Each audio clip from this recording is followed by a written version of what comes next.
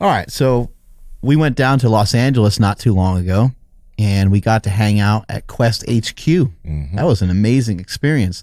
And not only did we get to hang out at Quest HQ, we got to hang out with one of the co-founders, Ron Penna, and that was like just blowing our mind. He was telling us all kinds of crazy stuff, hitting us with some knowledge that a lot of stuff that you know, we just don't know, because he's super smart, super sharp when it comes to nutrition.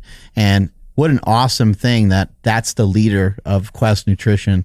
That's one of the co-founders of Quest Nutrition, is this guy that has just this crazy wealth of knowledge on nutrition. Yeah, he legit just stopped his day. He stopped what he was doing, brought us into his office, and we just talked. Dude is super smart. And like, he was talking about all the cool things that they're going to be doing. But he also brought us a lot of Quest bars. He brought us a lot of snacks and treats, and they were all really great, especially those hero bars. Yeah, I was chomping on some of those hero bars. Those were fantastic. Andrew, what do you got over there, buddy? I was just going to say that Ron has been one of the most impactful people that we've come across because of this podcast. So it only makes sense that we would team up with Quest Nutrition. So if you guys want to head over right now to questnutrition.com, enter promo code MarksQuest at checkout, and you will receive 20% off everything at questnutrition.com.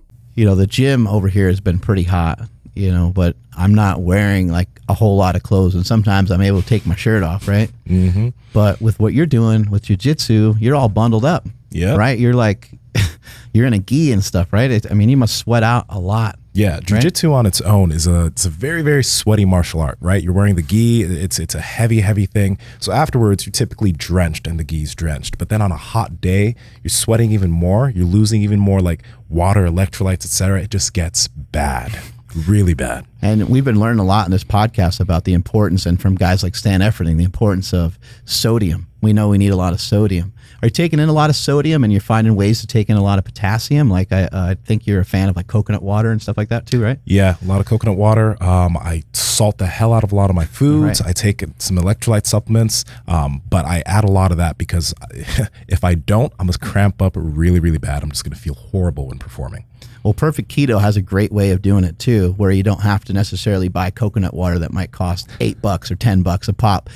You can actually just supplement it with some capsules, and they have calcium, magnesium, potassium, and sodium all in one capsule, which I think is a brilliant idea. So maybe, you know, after your jiu-jitsu practice or on your way from lifting to jiu-jitsu, maybe pop 3 or 4 of these capsules on your way to jiu-jitsu practice, and maybe get a little extra you know, feel a little extra hydrated for those workouts. Yeah, that seems like a great idea. Hydration is a huge thing. I highly recommend that you guys check out these Perfect Keto electrolytes. Andrew, how can people find out more information about this? All right, everyone can stay hydrated and in ketosis by going to perfectketo.com/powerproject. Use code POWERPROJECT and get 15% off all Perfect Keto products. One thing I forgot to add is that when you're on a ketogenic diet, when you're on a low carbohydrate diet, that is very hard to stay hydrated. So check these products out. You're going to enjoy them, I'm sure. All right, so Mark, how lean did you get in your bodybuilding show? I got as lean as I could. You know, I was trying to be lean and tender. Not all of us can be tall, dark, and handsome. Some of us can be. You can tan. But did you eat a lot of lean meat when you were getting ready for show? I did. And you want to know what else is lean and tender? What? Piedmontese beef. Ooh, tell me more. You better believe that. You know, the Piedmontese beef, what I think separates it out from a lot of the other companies is the fact that they somehow have the meat taste really tender and still have a lot of flavor. Yeah. But it's the fat reduction is amazing.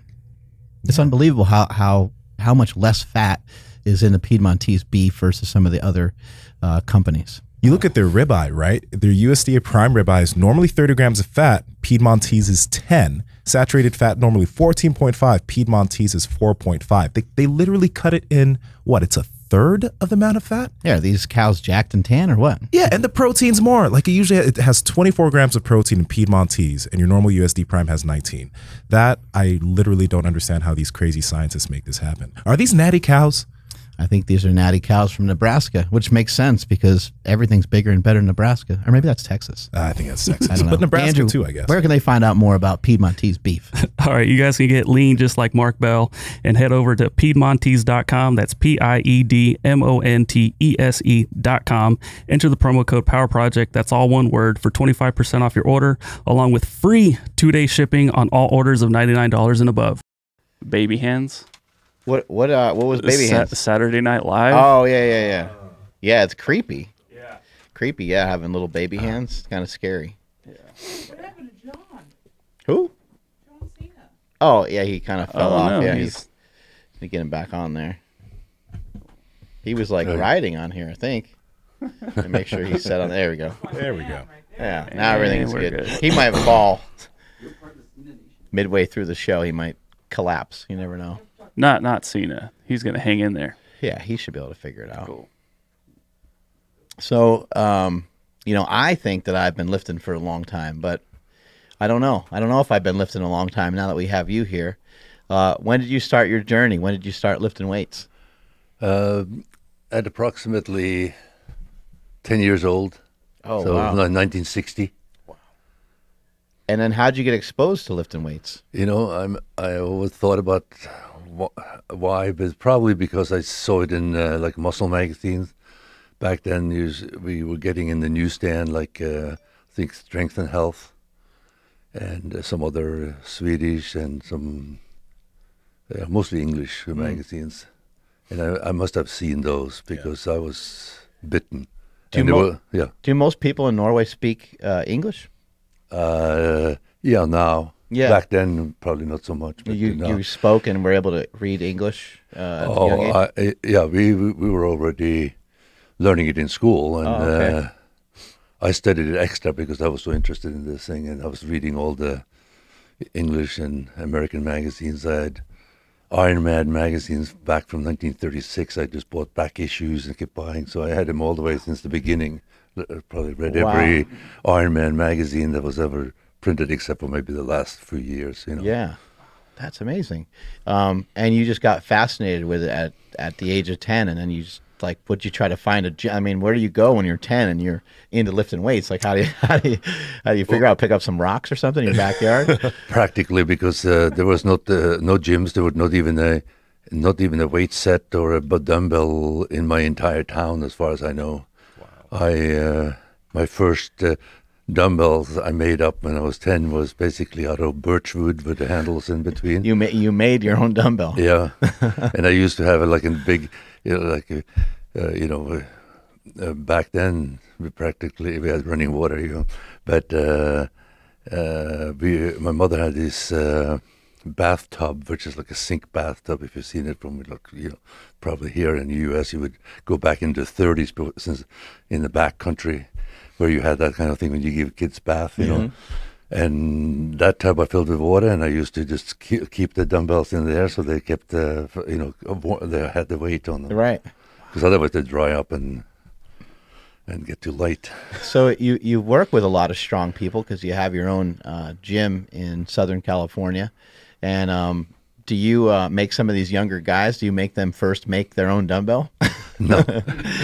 Teach them kind of the old school ways of doing things? Yeah.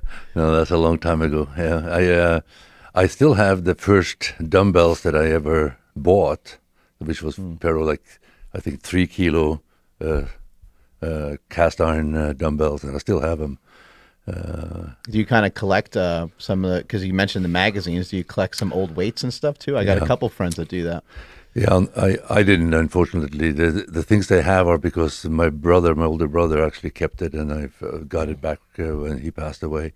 But all the magazine, all that stuff was thrown away at some point. Oh, so he was into lifting too. Did you guys lift together? No, not at all. Not at all. But he somehow, because I went to America, so when I was I basically haven't been back or living at home since I was a teenager. So he I think got it from my parents' house, and then took it to his house, and he actually used it for a while. I think, who was was there someone in particular that was a big inspiration when you kind of cracked open some of these magazines? I think Bill Pearl probably my greatest inspiration, and even five now sets of 5. Yeah, even now, he's a fantastic guy. I actually read about all these different strongmen, and I think I actually had the benefit of not being in a commercial gym where people that were doing, coming up with things that weren't also, necessarily the best things to do. I read absolutely everything, and I tried everything. I was particularly good at because I was training by myself, lifting one arm lifts, because there's the old strongman and barbell guys, they were lifting one-handed lifts before you start having the formal weightlifting, and I was very good. I could almost lift as much on my on one hand as on There he goes. two hand. Died.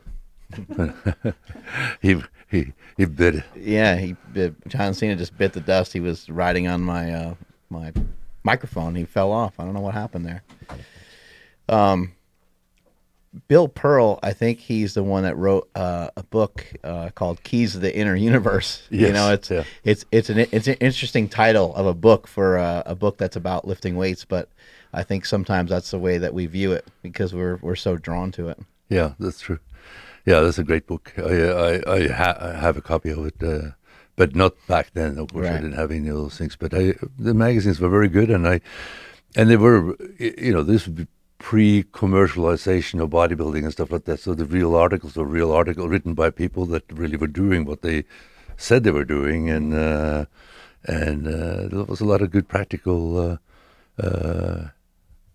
programs that you could use and stuff like that. So.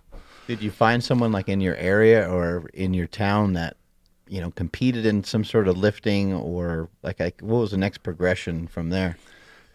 All the way till I was 16 years old, I never trained with anybody other than I brought friends in, and they trained with me for a little while, and then, of course, they weren't as enthusiastic about it as me. But at 16, I went away to school, to secondary school in a big town, and there they have the gym, and there I met all like-minded people in a gym, and we actually worked out in basically like a health club, back in the 60s, would be a health club, had chrome equipment and so forth, but we had some heavy stuff too. So, and there were some of them were weightlifters, and some of them were just bodybuilders, and powerlifting was some brand new at that time. And within a year or so, I think we outlived that place. We were getting too strong and too rowdy, and they wanted to take away the chalk and stuff like that. And all of a sudden, we said, "F that," and went and opened our own place. So I was the first chairman and the founder of a club. I was only 17 years old at the time, but all the other guys were adults. But sort of like a little bit of an organizer. So we organized a club that's called KK67. It's called Kraftsportsklubb 1967, and it's been in existence since, and it's still one of the premier powerlifting clubs in Norway. Back then, it was weightlifting, bodybuilding, and powerlifting, which was the three strength sports that were available. So we did all of them. But because of weightlifting was an official Olympic sport, we were able to, because we were a weightlifting club, we were able to get the best equipment. We were able to get all the Eleiko bars, all the bumper plates, all the stuff like that. So we had a very well equipped gym for the time. Better than anything I could find when I came to America a couple of years later. Yeah, so it was very, very good, and we were actually, selling memberships to other people to come and use it. So it paid for us to go and compete in competition around the country, which didn't happen for anybody else. Yeah. During that time, I saw some pictures. I don't know how old you were, but you looked like you were in some bodybuilding trucks and you were flexing. So did you do some bodybuilding then too? That was my primary thing. I was primarily a bodybuilder. Really? Yeah. My first bodybuilding contest was at 17. I got third in Mr. Norway Junior, and then next year I won it. And at 20 I won the senior Mr. Norway. Dang. And Yeah, but meanwhile, I also competed in powerlifting. I was a junior national champion in powerlifting. Yeah, it looked great in that picture right there. Oh, yeah, that's. I think From from winning Mr. Norway, I think, junior, I think. Yeah, that's great. That reminds me of like a Frank Zane type pose right Yeah, there. yeah. Did you do any Olympic lifting also? Yes. I was age group champion, and then later I even won the nationals and juniors in weightlifting as well. What do you think of some of the way that strongman is right now, like with how big some of these individuals are, kind of modern day strongman? You got Brian Shaw and Hafthor Bjornsson and Eddie Hall kind of leading the charge. What do you think of modern day strongman? Well, for a while there, I thought that, God, you got to be that big to win. But then Martins came and showed them that you don't have to be so big. Yeah, and what's his body weight? He's still big. Yeah, but 340. Oh, okay. 340. Yeah. He's probably more, 340, 6'3", 340. So he's not that. I mean, he's big, but. Would you like to see any changes to the sport so that guys, don't have to be over 350 pounds? Or do you kind of like the way that it's set up? I think it's okay. I think what one of the big problems, they're bigger because you have more food, you have more things to do, and people are specializing on it earlier, and bigger, more talented people are coming into the sport. So that's one of the things. But it shows just the fact that Martins can win the world's strongest man and get second at the Arnold's, is that you don't have to be that big. I mean, it's kind of. But when I was competing at world's strongest man level, I think that I was, 299, 300 pounds most of the time, and that was pretty much the average. There were some people that were smaller, and there were some people that were bigger. I think one of the things that I like to see come back is that they are stop or start again using events where you need to have grip strength. Like, not that grip strength is the most important, but I think grip strength kind of normalizes things a bit. There's no drugs that are going to make you stronger grip, in my opinion anyway. Maybe there is, but I don't. It's not about your body weight, and actually, and it's not about your body weight Yeah. either. So so if you have at least one of the events out of a 5 or 6 events, it involves grip strength. It kind of normalizes and make it more, less extreme in that sense. Do you know why they got rid of that, or they? No, it is just it goes in waves, I mean, a lot of the events they have in competition, we started. I mean, like the Axial Lifting and stuff like that. It was something that I started in my contest, and then everybody else started doing it. And it goes in cycles. Somebody else come up with a good event, and people do it. And then it depends on the promoter, what the events they put in there. And sometimes if they feel like I have a weak grip, because a lot of people lifting weights are still a weak grip because they use straps all the time and never even focused on it. They say, but take that out, so you don't need to worry about that part, you probably still crush a lot of these guys when it comes to grip, even now at your age. You're 60. How old? 69. 69. I'm actually current world champion in the open class in a couple of events. And what type of events do you do for grip strength? Like I like the more lifting type events. So I'm current world championship in the one-arm rolling thunder lift. Yeah. And in the double overhand axle deadlift. How much can you pick up like that? My best is 220. The Kilo. rolling thunder. Yeah. Kilo. Oh, yeah. Like around 440, right? Yeah. Yeah. Oh my god. And then what about if you were to pick up 484. 484. 4 is my best. And the world record is 237 and a half. It is 521, 523, Wow. I think. Is that Felix? Does he have that? No. Felix has I've never been beaten by Felix in that particular event. Try to pull up a picture of him. We did 220 both at the same time, and in legitimate competition I only seen one other lift between the 220 and the 237 and a half, and that's a 225 kilos that Russian guy. Kirill Serkev, the big bench presser. big bench presser. Yeah. He can pick up he picks up the rolling thunder kind of casually. Yeah, Pretty amazing. Yeah, he's very strong. Yeah. He did 225 at the I think the World Championship. I didn't go to. I wasn't there, but I think I saw a video where they're like, this is like near a world record, and he's just like in the middle of like a workout, and he just like picks it up with each hand. You know, he's a monster. yeah, it's very Insane. When it comes to grip, like how do you build that up? Because I know it's problematic for a lot of people. Yeah, in my case, I probably have natural strong grip, but of course I've lifted weights since I was so young and used my grip the whole time. And when I started in strongman competition, which I started when I was in my mid-40s, I usually would win the farmer's walk because because of the grip. Here's a shot of Mark Felix with like the biggest damn hands you've ever seen in your life. Yeah. Unbelievable. So you're saying like to build up grip strength, what are some things? Yeah, actually, I have now I focus a little bit more on it than I did before when I was in strongman competitions.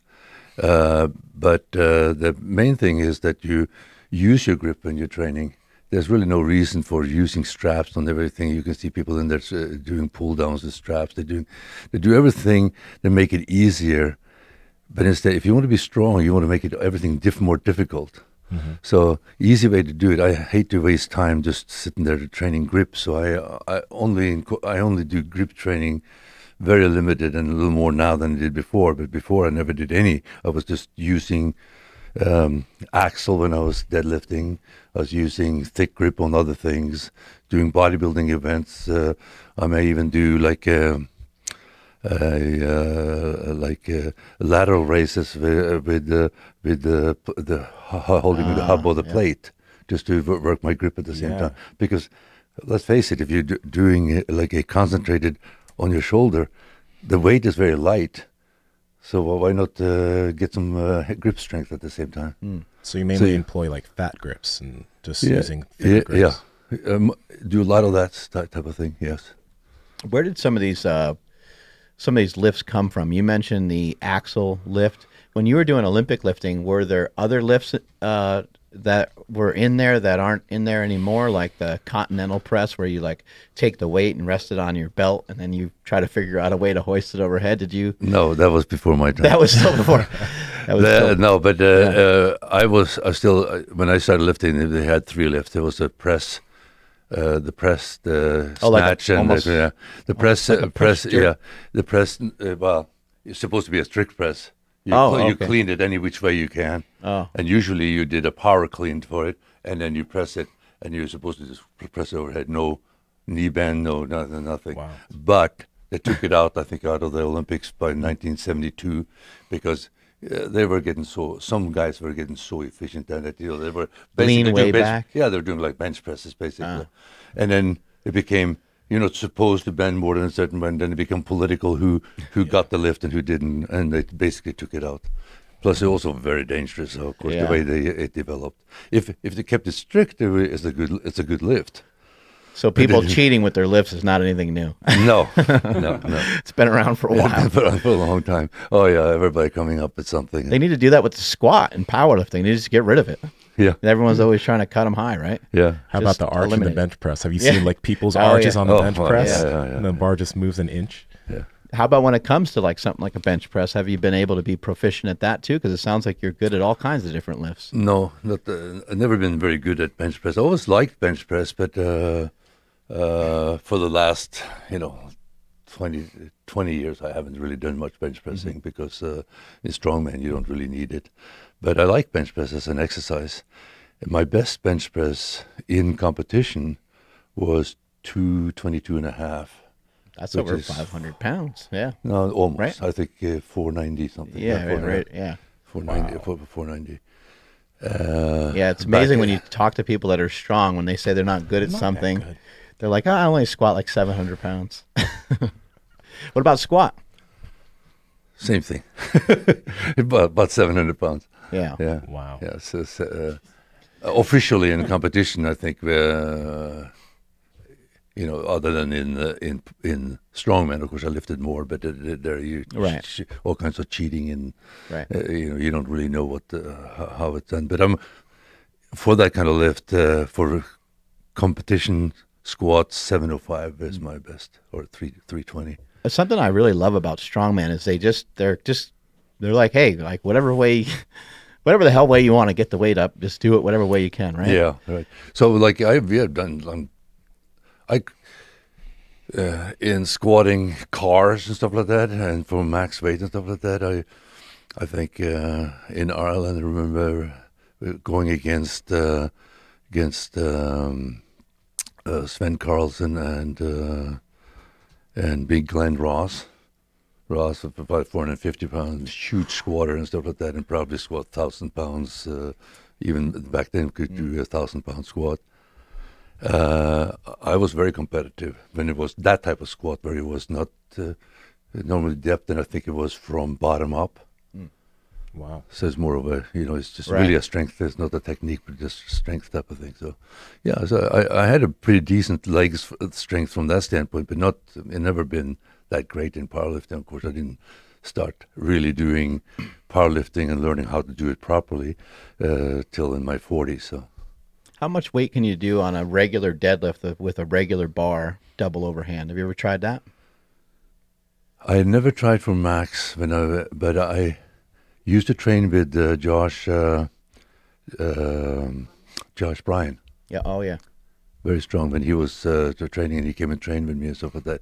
And I did 605 from my toes, double overhand, because that was the weight he was using with straps. So I did. You had to show him. You had to show him what's going on, right? Yeah, but I don't believe. I don't care about lifting any more than I can lift with my hands. So everybody listening, I mean, just please go. Next time you hit the gym, try 135 and do your normal progression upward. Try double overhand, no hook grip, no straps, just some chalk, and see where you end up. It's very, very difficult. I think the best I've ever done is like 425 or something. Yeah. 605, it's unimaginable. Wow. Well, like Martin's in his warm up going up, he goes up over 600 pounds in Double overhand double also? overhand, yeah. And then he puts straps on when he gets heavy. Yeah. How old is Martins? He's 29, I think he just turned 28 or 29. And where did you meet him? How did this happen? He saw I think back like 8-9 years ago, when he saw we were having the LA Fit Expo, the Haugen Strength Classic, and he caught hold of them and asked if he could compete, and they said, yeah, you had to compete, you had to contact Odd, and they gave him my phone number. He called me, and I talked to him, and he said, yeah, he had done an amateur competition back in Boston, and he said, yeah, I want to compete. I said, you better come out and check out what the weights are, because this was this was a pro-am, so it was very heavy weights. Yeah. So he came out and he said, yeah, no, you're right. I can't lift these weights yet. But he says, I want to go do it. So I said, you just come out here and train. So he started training with me 8-9 years ago. And It's had a very fast progression to the top. and he was going up, every year he got stronger and stronger. But it was only in 2000, so this was 2011 probably, or 12, 11. First time I let him compete in that competition was in 2015, and of course then he beat all the pros as an amateur. Yeah. Wow. Yeah. Holy shit. What makes him different? Like, what makes him special, you think? Well, his dedication, but real special is that he actually prepares for this stuff. He prepared for his training better than most people. Really proud of him from the beginning. First of all, he had very good lifting technique from the beginning. It's something that his father. His father had been a weightlifter back in Latvia, growing up before he went to university, and so he taught his son really well in terms of his squatting and everything else. He came he was a trainer at 24-Hour Fitness when he came to me, and I know that. Though the trainers at that time was being trained quite well in terms of the training people, nobody in the gym knows to squat. Nobody going to deadlift. They don't know how to lift, basically. And he just had this perfect technique on everything. So yeah, that was one thing. And the other thing is the fact that he just prepared. Back then, stretching, activating muscles, and getting ready for lifting. Nothing is done by haphazardly. He does all the little stuff that no one wants to do. Maybe. Yeah. All the stuff that it's not in a typical mind in our meatheads to we don't want to stretch. You know, I don't want to stretch. You don't want to do that shit. I want to lift some heavy weights. Yeah. But he does all the other stuff, and he does it very well. And that's what's I think it makes him different. He's just so athletic and so flexible and stuff like that. You see him when he did that about that world record on the was it the stone? No, the barbell squat, the lean over squat. Yeah. The lean over squat, and we were actually that was for at the Arnold's. He did it the first time, right? So it was just a few months before then that Todd called me at the time and said, we want to have Martins compete in the Arnold's, but we can't because they had this qualifying thing, and he had been injured, so he couldn't go to the qualifier. So he was not. But do you think he can set world record in doing the Milo Steinborn squat? Yeah. And I said, how much is it? He says 550. I said, yeah, I'm 100% sure. And just at then, when Martins was staying in my house at the time, so he just walked past me. I'm sitting in the chair, and he was behind me. I said, Martins, do you think you could do more than 550 on the Steinborn for the lift? He said, you know what it is? Yeah, I know what it is. I never tried it, but yeah, sure I can do it. Did like what, 562, right? Huh? Yeah, he could do probably a lot more. So it's there's a little bit every year to. He's got a strong belief in himself. Yeah. So the funny thing was this: I don't know if you know Terry or a little bit, Terry. Mm-hmm. Yeah. When you're on phone with Terry, it's at least an hour. So an hour later, when I finally get off the phone with Terry, I go to the training hall and sure enough, there's Martins in there trying out the Steinborn. And he's already first time he tried it, he went up to 500 pounds. Oh my gosh! Yeah, I would just add that he's really good for the sport of strongman. I've seen a handful of these competitions, and I don't think anyone is more animated up there on the stage. I remember I forgot the event, but where they're pushing the.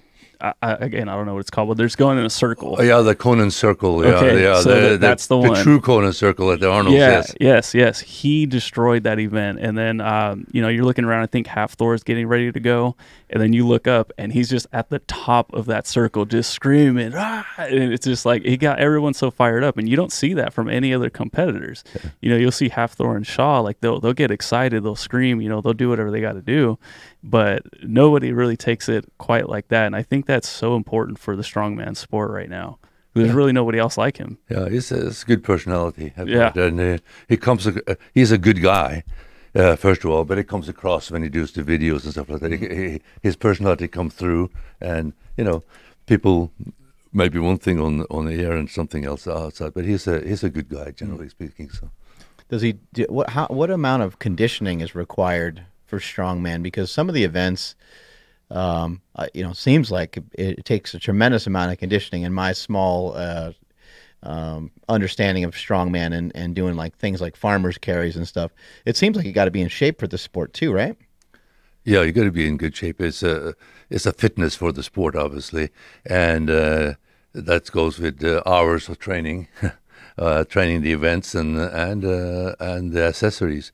But I think that what maybe Martins does better than other people is that he doesn't do heavy weights all the time. He's a 900 plus deadlifter. I think 975 is the best he's done in deadlift, right? But you hardly ever see him do 900 plus deadlift in the gym. I mean, once in a while he'll do. Heavy deadlift for him, he goes up to maybe 800 something, 855 something like that. And then, before a big competition, he may go over 900 and do a few reps. Is that some of your training philosophy as well? Or do you kind of think that let's You know, let's do it on the platform. Yeah, sometimes less is more. You know, if you, I think that one of the biggest problem a lot of the athletes today is that they all the time just training hard, heavy, and you know, it just translate into and heavy and strongman is very heavy. Yeah. So they get injured. You know, and stay injured. You know, not that. You know, Martins has a share of injuries also, but he is very intuitive and back off right now. He's supposed to be competing in Dubai, but he's not going to because he had this nerve problem with his neck that translated into taking all the strength out of his one arm. So, but he's come back already. He's almost ready to go again. But he's going to wait and probably do like the team championships in UK for the world team competition. I think he will do that because there's a team and they can kind of he's working with Rob Kearney, and they will probably kind of take turn in such a way that they can together do really well. And then he's going to do the Arnold USA at the Santa Monica Pier and qualify for the next year's for Ohio. Do some of your lifters, do they do like actual like cardio training? Like, is there any reason to do sprints on a bike or, you know, anything like that? Not a lot of that. No, it's you know, walking and being generally fit, I think, is very important. But I don't know necessarily if you don't need to do a specific cardio.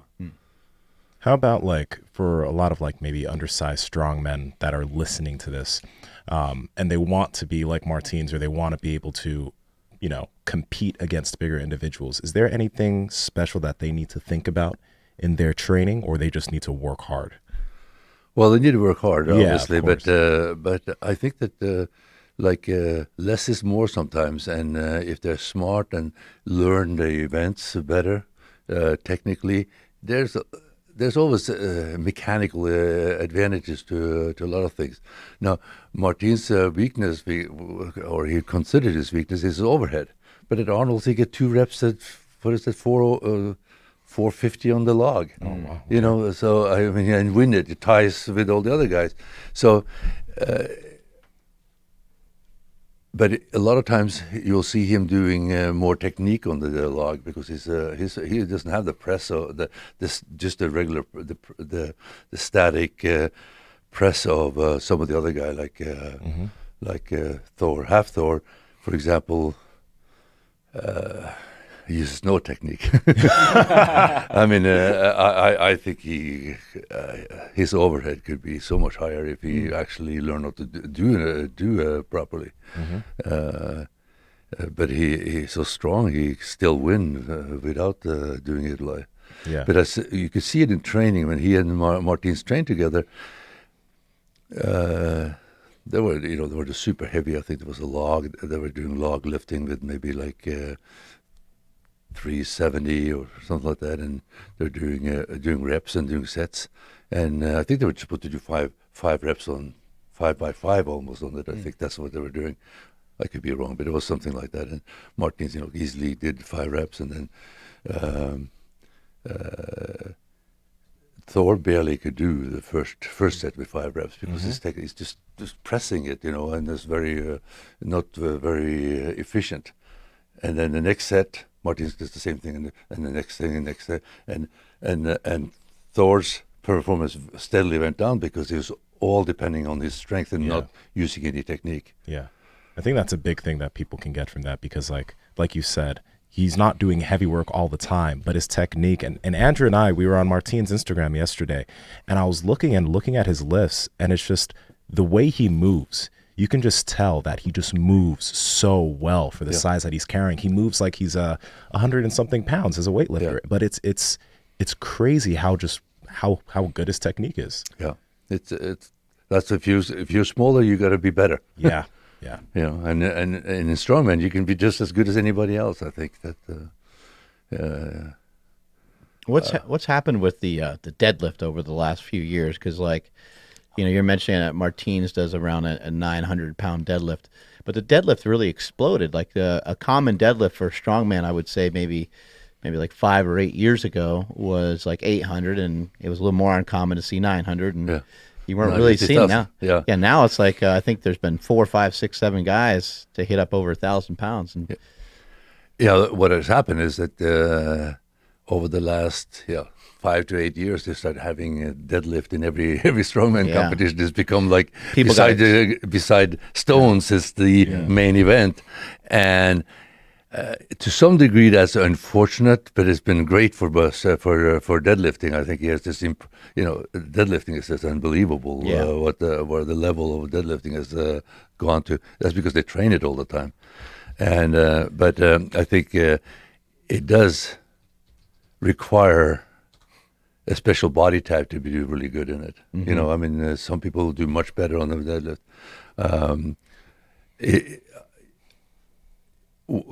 At my best, maybe 750 in a conventional deadlift. But if you put the side handles on, 900 pounds would be no problem for me to lift because of my belt. Right, and then somebody like you mentioned Glenn Ross earlier. Someone like him, he might struggle a little bit more with something like the deadlift. If you're shorter framed and thicker, it might be a little more difficult. Yeah, right. He didn't, but some people, he was a big deadlifter too. He was pretty good on not pretty good. He was amazing with the setup that they used to have at the Arnold with the Hummer tires. Yes, they don't really do that one as much anymore. I haven't seen that one in a little while. And even his deadlift, though, he didn't lose his positioning when he was doing that. Like you noticed, I don't know if it's maybe because of his height, but a lot of the other strongmen, like their hips are leaving him when they start. But his deadlift was so good. Yeah. This guy's pretty and him too, yeah. But Brian has become a very, very good deadlifter as well. Obviously, he's one of the best there is also. But of course, he has so much size to do it with. Yeah, his deadlift has progressed a ton. Who's the strongest person? Who do you think the strongest person that you've ever seen is? I think the most accomplished strength athlete I've ever seen is Sindronas Savikas. Yeah. And he's probably he should be very close to the title of being the strongest man that ever lived, I think. Yeah, I mean he won like 7 or 8 Arnold Classics in a row. Yeah. Something like that, right? Yeah, and he won the world, I think, about 4 times. Yeah, 3-4 times. Plus he won the IFSA World Championship, which was sort of like a parallel competitions. So he's just amazing, and he's still in great shape. And he competed like on the very highest level for 25 years. Wow. His first World's Strongest Man, I think it was in 1998, I think. What do you think made him different? I don't know. He's just this mind. No, he was obviously very big. Also, he was at the biggest well over 400 pounds. But not so tall. But 6'4", 6'4". But he, as a kid, he tied for gold at I think the 2000 IFSA. No, the IPF World Championship. So I mean, he's a very accomplished powerlifter, technically and everything else.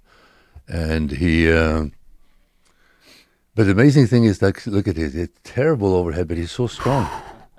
He just presses anything. It doesn't matter. Like I've seen him at the Arnold's when he was doing he was refereeing and he's doing the axle, and he's practically on his toes when he's pressing overhead, and it still goes up. And I remember only 2002 we both competed against I competed against him 5 times total, but 4 times prior to the World's Strongest Man in 2002, and he beat me twice and I beat him twice. And in overhead we were about the same. We were lifting. Back then, you couldn't choose the weight, so whatever it was. But our axle or at that time the log was around 350. Wow. Okay. 350 to 370 maybe, and but he is already on at 300 pounds. It looks like he's going to fail, and then he goes the next one, and he still could do it. But then he wasn't by no means. He was kind of like we were right there. Some of the best, but not the best. Mm-hmm. But then he just took off from there. Yeah. Mariusz Pudzianowski was very dominating. We're seeing him on the screen here. Yeah. Would he be able to thrive in the kind of land of the giants that we have now? I don't think so. He's an unbelievable athlete, but he depended a lot on his strength. His Right. technique, his deadlifting wasn't particularly good, but he would never give up. I mean, he's like the Energizer Bunny. Yeah. He just keep going. He's very lean for a strong man. Yeah. Yeah, he was shredded. He looked like three. And I don't know what year this is, but he was probably over 300 pounds here, and he's not that tall. What about someone like Benedict Magnuson? Benedict Magnuson had some amazing strength, and as far as a deadlifter, he still has the highest deadlift. I think without straps, he still has the highest official powerlifting deadlift. And then as a powerlifter, he was pretty darn strong. And as a strongman, he did pretty well. But it seemed like maybe he was a little distracted and maybe not focused. But he seemed like he had a lot of talent. Lots of talent. Very strong guy, obviously. When you have that kind of deadlift, you can do pretty much anything. And he's very athletic, too. But, I think it wasn't what he wanted to do, probably, more than anything else. You got to want to do it. But he is one incredible deadlifter. So I think he'd kind of like to just do the deadlift, and he thrives on that. The deadlift is would you say, in your opinion, kind of the centerpiece of strongman? It has become so, and truly, in some ways, picking up a weight from the ground is pretty basic and primal. Mm-hmm. So, and did you use a lot of forms of deadlifting, like in your career, just to kind of have a strong lower back for all the different events? So it may be like, whether you deadlifted in a competition or not, it still might be really important to have that type of strength, right? Yes, deadlift was always a core event. Squat and deadlift was always a core event in training for strongman. And but when I competed, it wasn't very often that we had actually. I don't think I ever did a conventional deadlift in the strongman competition. There was always some kind of apparatus or something like that whenever we had it. Did you do you ever like use hook grip in your training, or do you always use like double overhand or straps? Has there ever been a reason for you to hook? Hook? Yeah. No, and I would love to be able to hook, but it hurts too much. Yeah. You had to practice a lot before you can do it, and I'm bothered with it because I feel like if I'm going to do double overhand, may as well do it open hand and get stronger. Yeah. But Your phone? I don't know who's somebody's phone, but Probably Ed Cohn calling us. yeah.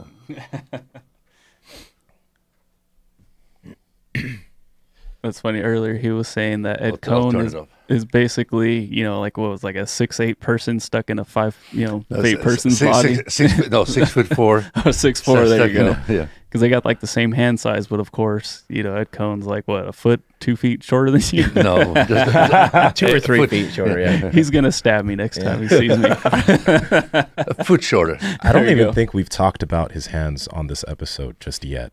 They look like tennis rackets. They're massive. Yeah. Well, I'm hoping that he punches you today. That's what I'm hoping that he punches you and not me. Yeah, you got some wide hands. Do you have is your family like heritage? Are people big in your family? No. Really? You're just This is actually a testimony to weight training and resistance training when you're growing up. I was, like I said, I was very intensely interested in this thing, and it was training all the time. And but that also meant I also watched what I ate and stuff like that. So there's always high protein meals, and drank a ton of milk, and ate a ton of potatoes. Stan would probably like that. yeah, right. Yeah, I potato and milk, but had to be like the biggest part of my growing up and lifting weights, and my the tallest, I have a very big family, actually, extended family, if you look at all, from my parents, brothers and sisters, there were so many of them. But nobody was big. My father was probably 5'7", 5'8". And my mother was like 5'4", 5'5", not that range. Wow. And my brothers were, like one that's like one that might be 6 foot tall. That's probably the only other person in my entire family that is 6 foot or higher. And I have one brother is like 5'7". Mm-hmm. He always was like half my size when, I was weighing 120 to 140 kilos and he weighed 60 kilos. Yeah. Yeah. When you came here too, like I think you played in the NFL, right, for a little bit? Very short. When I in college, I got, I signed with the Redskins. Okay.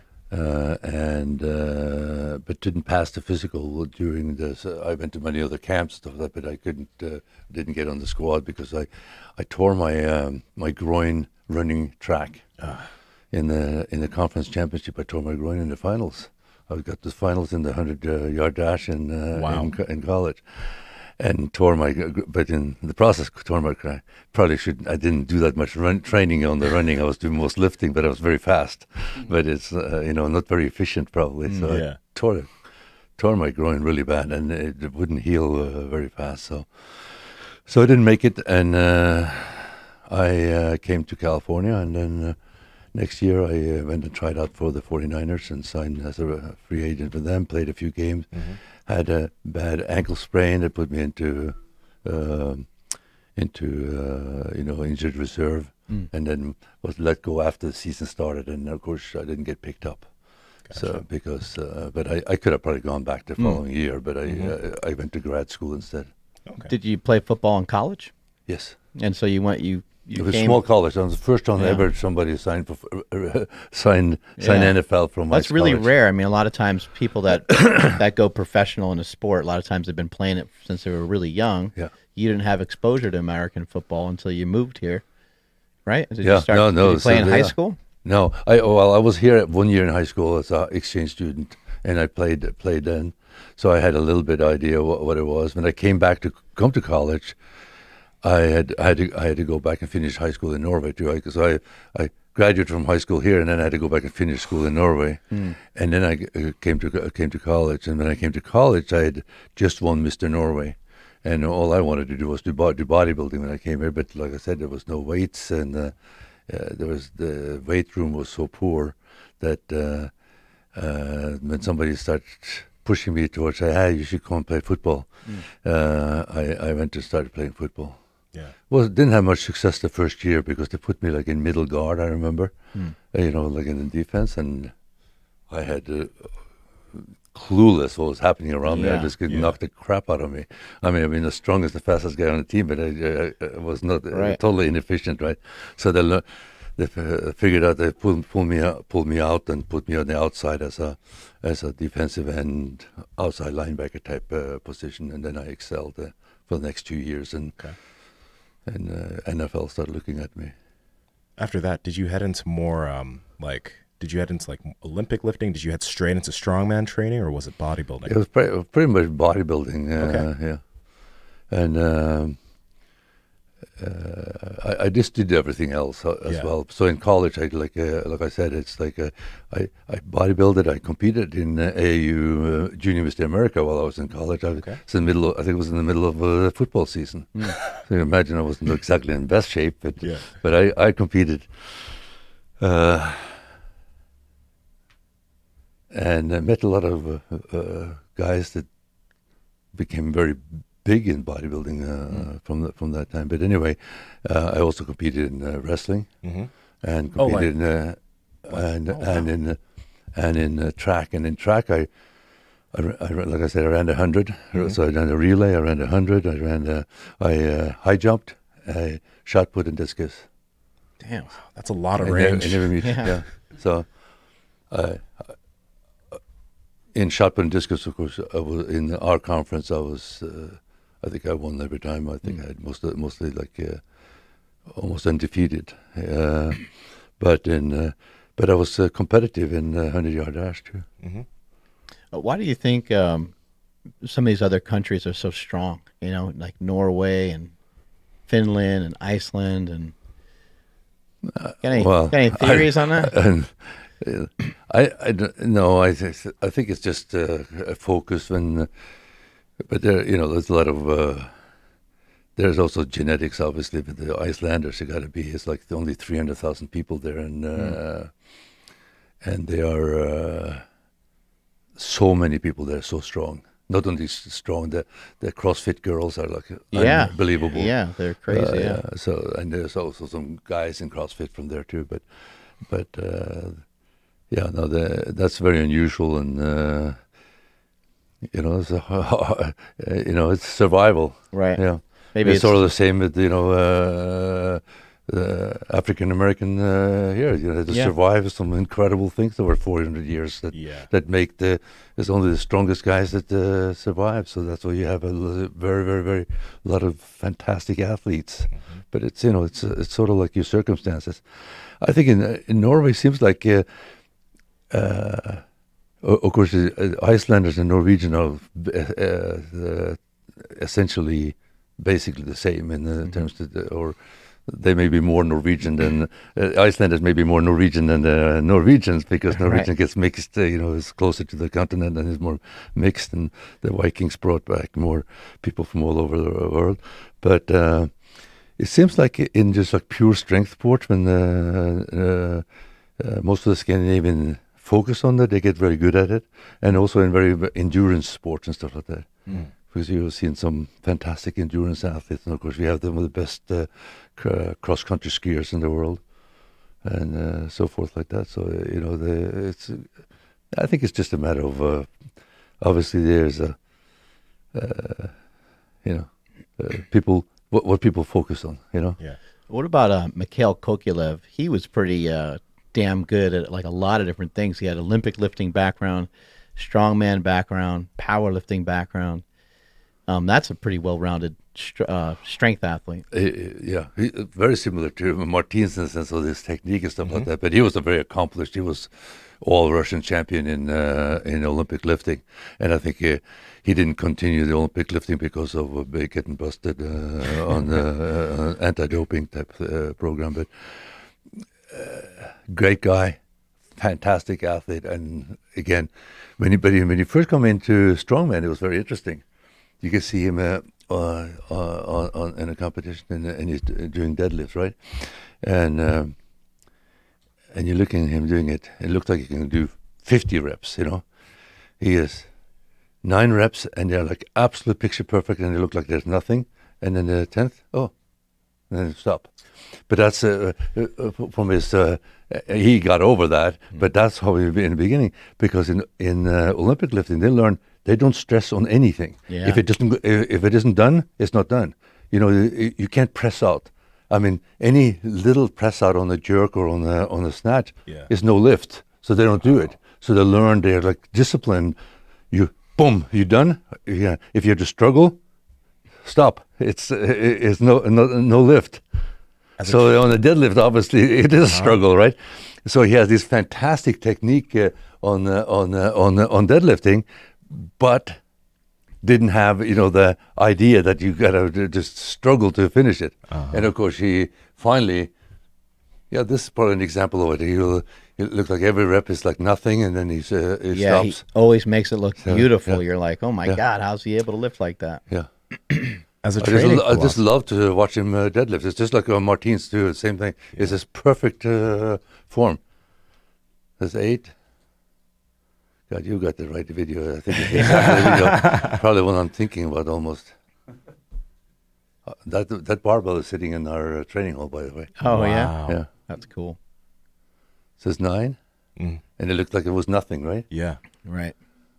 Now he's starting to get gassed a little bit, maybe. You kind of see that a lot from the Russian lifters. Like they go to pull on a weight, and it doesn't seem like it's going right for them, and they put the weight down, and they just like wave to the crowd and walk off. See? Yeah, he's like, forget it. Yeah, because he's not used to that. Yeah, he should have. He probably after doing strongman for a little while and getting that weight he probably couldn't done 15 reps on, I think. Yeah. As a training philosophy, though, like it makes sense in terms of, I guess, lasting for a long time. I mean, of course you want to push through it, but he's like, it might not go well for my back. Just drop it. Yeah, but that wasn't what it is. Yeah. It was just the fact that he was trained not to strain on the lift. If you strain on the lift, it's a no lift. Yeah. So it doesn't help. You strain and finish it, but you don't get it anyway. But of course, in powerlifting or in strongman, you can strain all you want, and if you get it up, you get a lift, right? Yeah. So no, he learned how to do it. I mean, he could squat 400 kilos, deadlift 400 kilos. What else? He was doing some incredible feats of strength. He did doing like in exhibitions back to back. He is total legit. No fake weights, no fakes, nothing with him. He is a super athlete. Yeah, he's He should have been the world's strongest man. He should, but I don't think it lined up. It didn't line up for him. It takes a lot of concentration too. Yeah. I mean, you have to have a really good. You have to have a good year. You might even need a couple other people to have a bad year. Yeah, of course. And a lot of things got to line up, and you got to, like you said earlier, it's got to be something that you really want to do. Yeah. And it's got to be something that you're super, you stay super connected to and dedicated to. Yeah. How have you been able to lift for so long? Like we just dropped a little bit about longevity. How have you been able to train for so long? Well, as you're getting older, you're getting a little smarter, luckily. So I know when to back off also. And, I look at it like this is a lifetime activity. So for me, this is what I'm going to be doing. I remember when I first walked into that gym I told you about before, when I was 16 and I was hanging out with these old guys. They were probably like 25, 30 years old at the time, real old guys. For me, I was only 16, 17. And they said, oh yeah, this is what we're going to be doing. We have one foot in the grave and the other one in the dumbbell. This is what we're doing. And that's always stuck with me. Yeah, no, you had to know to back off, but you need to,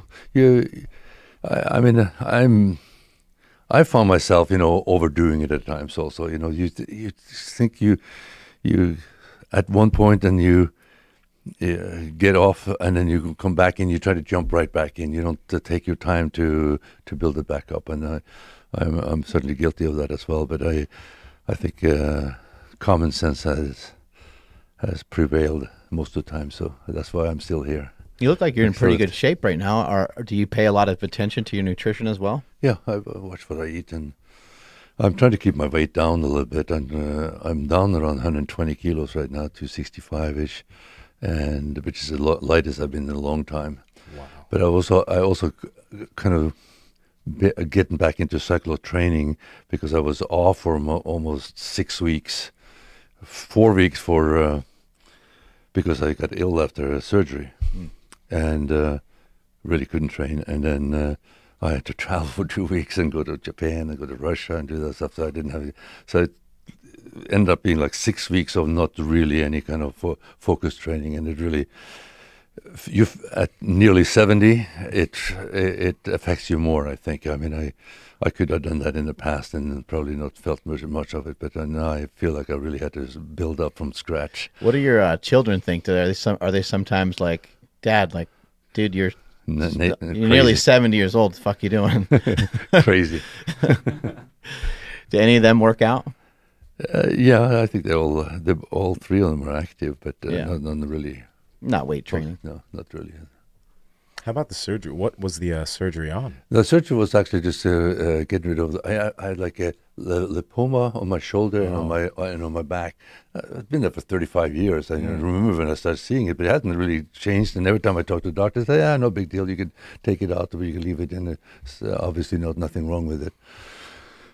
And but you can take it out, so we can schedule it. And I never found a time in my schedule where because if you do it, you're going to have to stay put. And not travel or not compete, certainly. But the reality was that if it was just for the surgery, I would have been back in full training after 1 or 2 weeks. Yeah. I had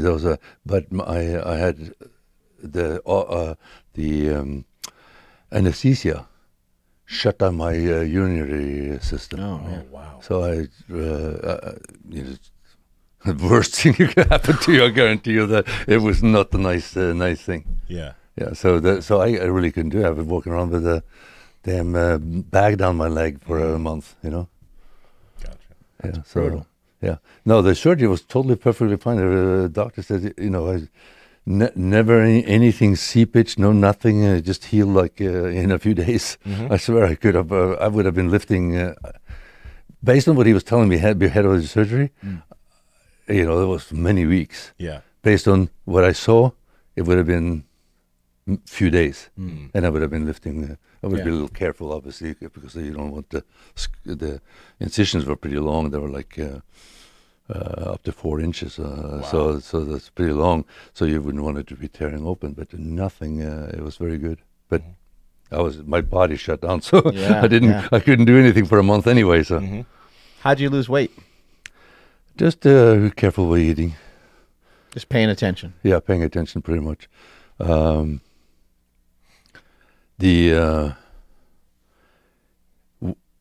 Losing weight would be very easy if you just gave up the beer. That's difficult to give up. Yeah. A couple of beers after training is very important in my opinion. And I'm not going to deny me that, so I ought to deny myself something else instead. Yeah. But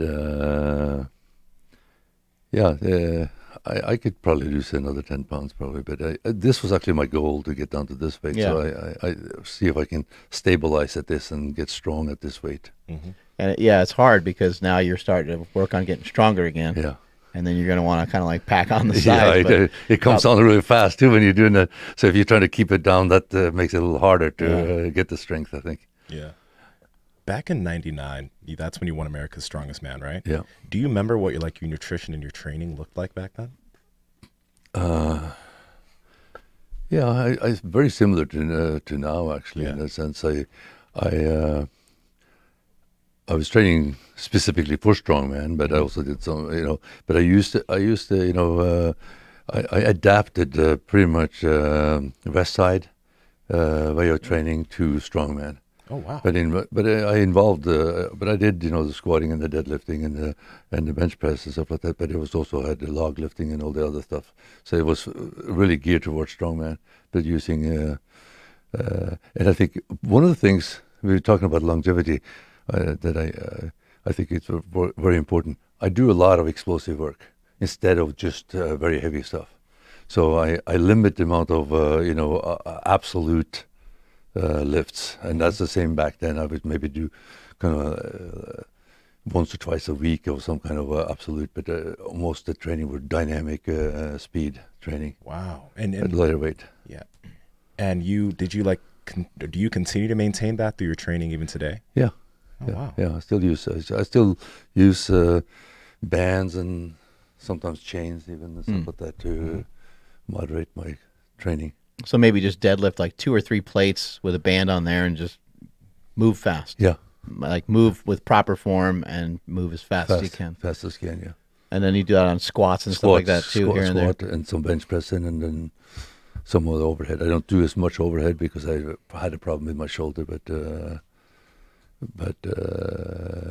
yes, I think doing dynamic or strong, doing that, you back off on the weight so it's not as hard on your body.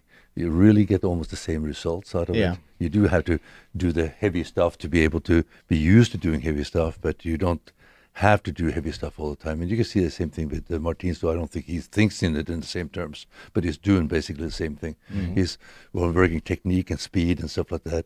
And he does more reps than I ever did, because I always did like very, very few reps. Like, always less than 5 reps. 2 to 3 reps usually. And he sometimes do like... as he's circled through a goal all the way up to 10 reps and stuff like that in some stuff.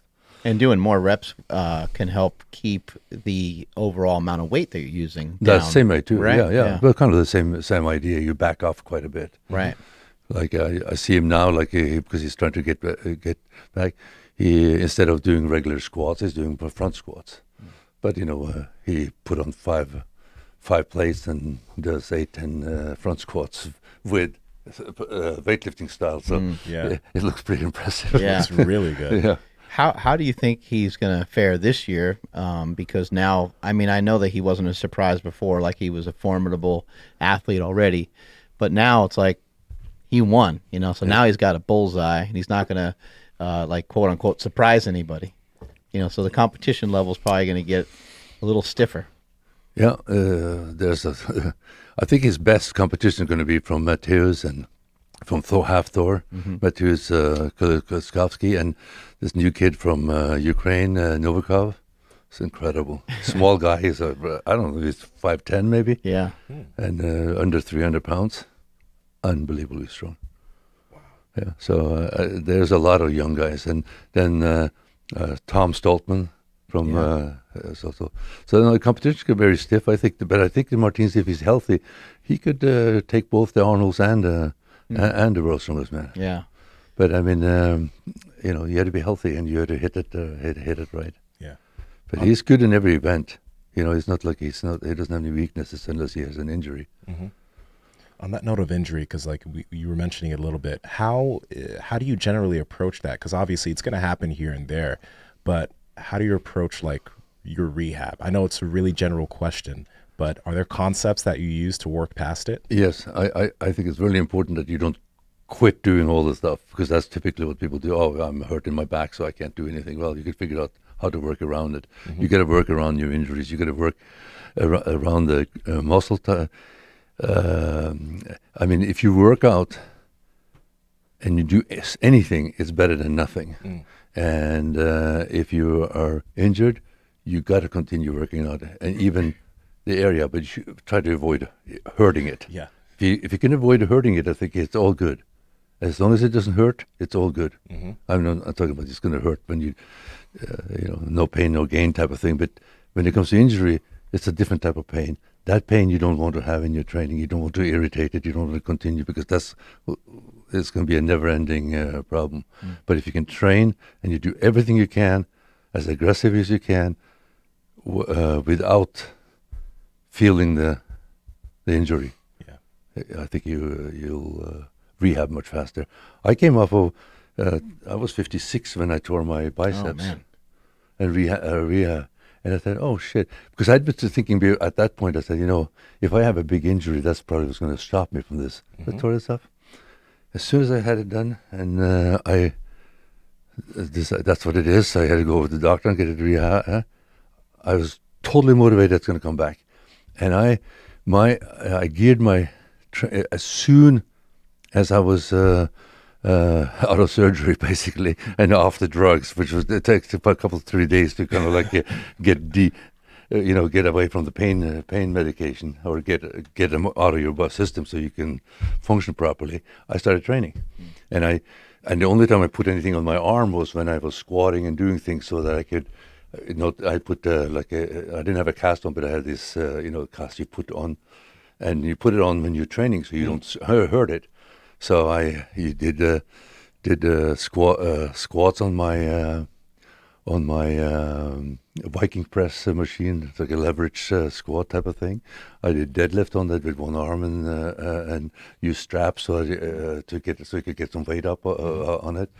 So I was able to do all the major things even with this.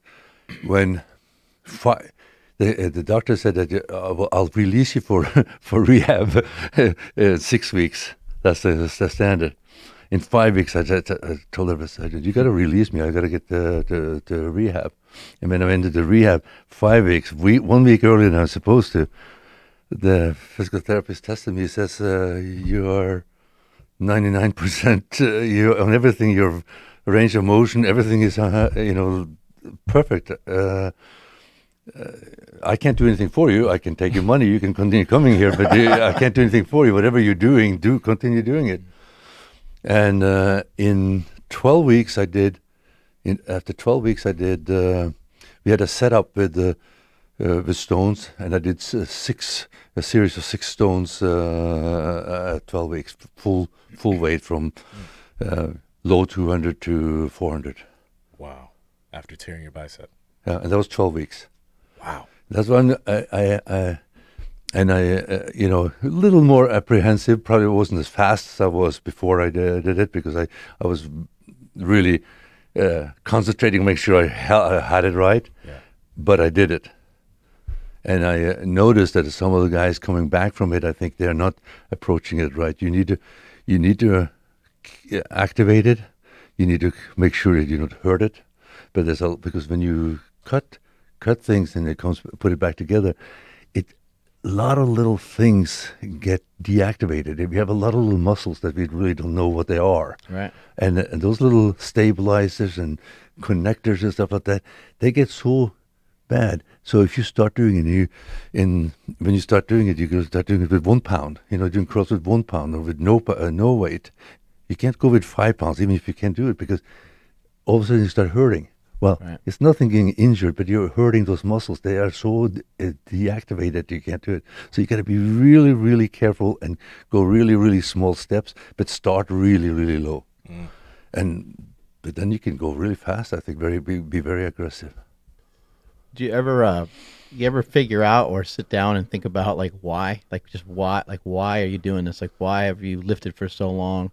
Is it just something you simply just love? You love the challenge of it? What do you think gets your gears going? Why you stay connected to it so hard?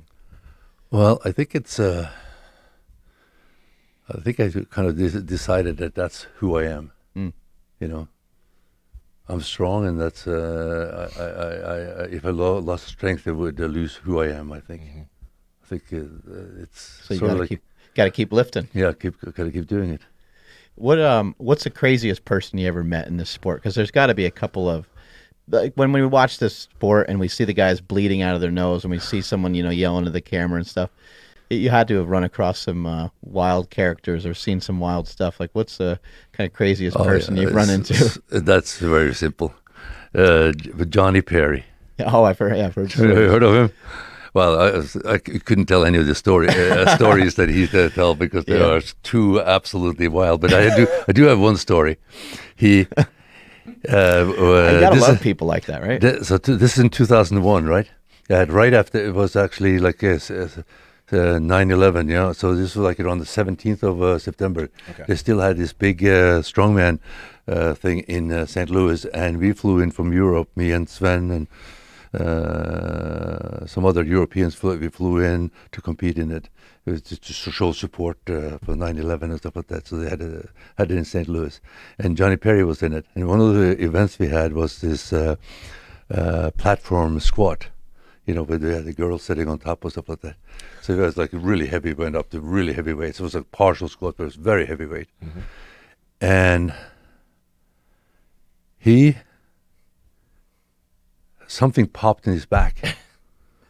it's like popped, and he was like totally out. They had an ambulance into the hospital. Oh my God! And stuff like that. So he's in the hospital. I think he's in the hospital all night. Morning, he shows up. He shows up the next day in cowboy boots and jeans, and goes in and we were doing the throwing for height. And goes in there and wins. He went. Everybody's like, weren't you just in the hospital last night? Yeah. In jeans and the cowboy boots, I remember that. But I mean, the stories you could tell about him they're not for the air. That's great. I really appreciate and love the kind of old school strongman stuff. They had some events that were just. You looked at them, you're like, this is just not smart. like the one where they're pushing like a trolley or something, and then every time they try to stop the trolley, like people are getting squished and like run over by it. Like I've seen some old clips of Don Reinhardt, legendary powerlifter, you know, pushing some of these things, and I just thought it was cool because at that time they had like pro wrestlers jump into it. Yeah. You had Ken Patera, who was a really prolific Olympic lifter, and then you also had like NFL football players jumping in on it, and it just seemed like it seemed like almost like a very unorganized sport. Where today, like people specifically train for strongman, these happen to be strong men that kind of came in and just did the sport because they were strong. Yeah, there was just ad hoc at that time. You know, they just put together some events and did it. Yeah. And these guys were very strong, like you said, but they, weren't trained for it. So there were a lot of injuries back then too. But mainly because they weren't prepared to do what they were doing. Even though the weights weren't very heavy compared to what they are today. But now people are training, there are guys coming out, teenagers. We have teenagers training that's going to want to be strongman. Are there some events where you're just like, this is just going to hurt everybody? Try to stay away from that. Yeah. There are some events that I think are prone to some bad injuries. For example, the Conan's wheel, not the Conan's push that they did at the Arnold. That's a really good event, but of course, it's only going to be there because it's so difficult to put something like that together. Yeah. But when you're carrying the front carry like this with the weight and you end up having a lot of weight, it's okay for the lighter guys, but the biggest guys, sometimes they're not able to, the weight gets too far ahead of them and they get their knees out front of them and stuff like that. You see some really bad injuries. I think Cindronas tore both his quads on it back in probably 2000, 2001, something like that. And Mark Filippi just killed his leg on it. After first he had it tore one leg having a car fall on it, and then next year he comes back and he tears it on that event. But you can tell from just watching it, and I saw Hugo Girard did the same thing. He was leading the competition that we had the World's Strongest Man Super Series, the Mohegan Sun, and he leading the competition by far. He was really. This was going to be his year. He probably would have won World's Strongest Man that year. And he's carrying that thing and pop his knee. But you have to, very often, these guys don't train it and they don't do it right. If their hips are forward, it gets all that weight. It's just like doing a sissy squat, basically. When you're walking like a sissy squat, you have all this shearing power on your knees. It's terrible. You had to crack your hips and be in it like this. But that's much easier if you're a thin, or tall, thin person than a thick, heavy person.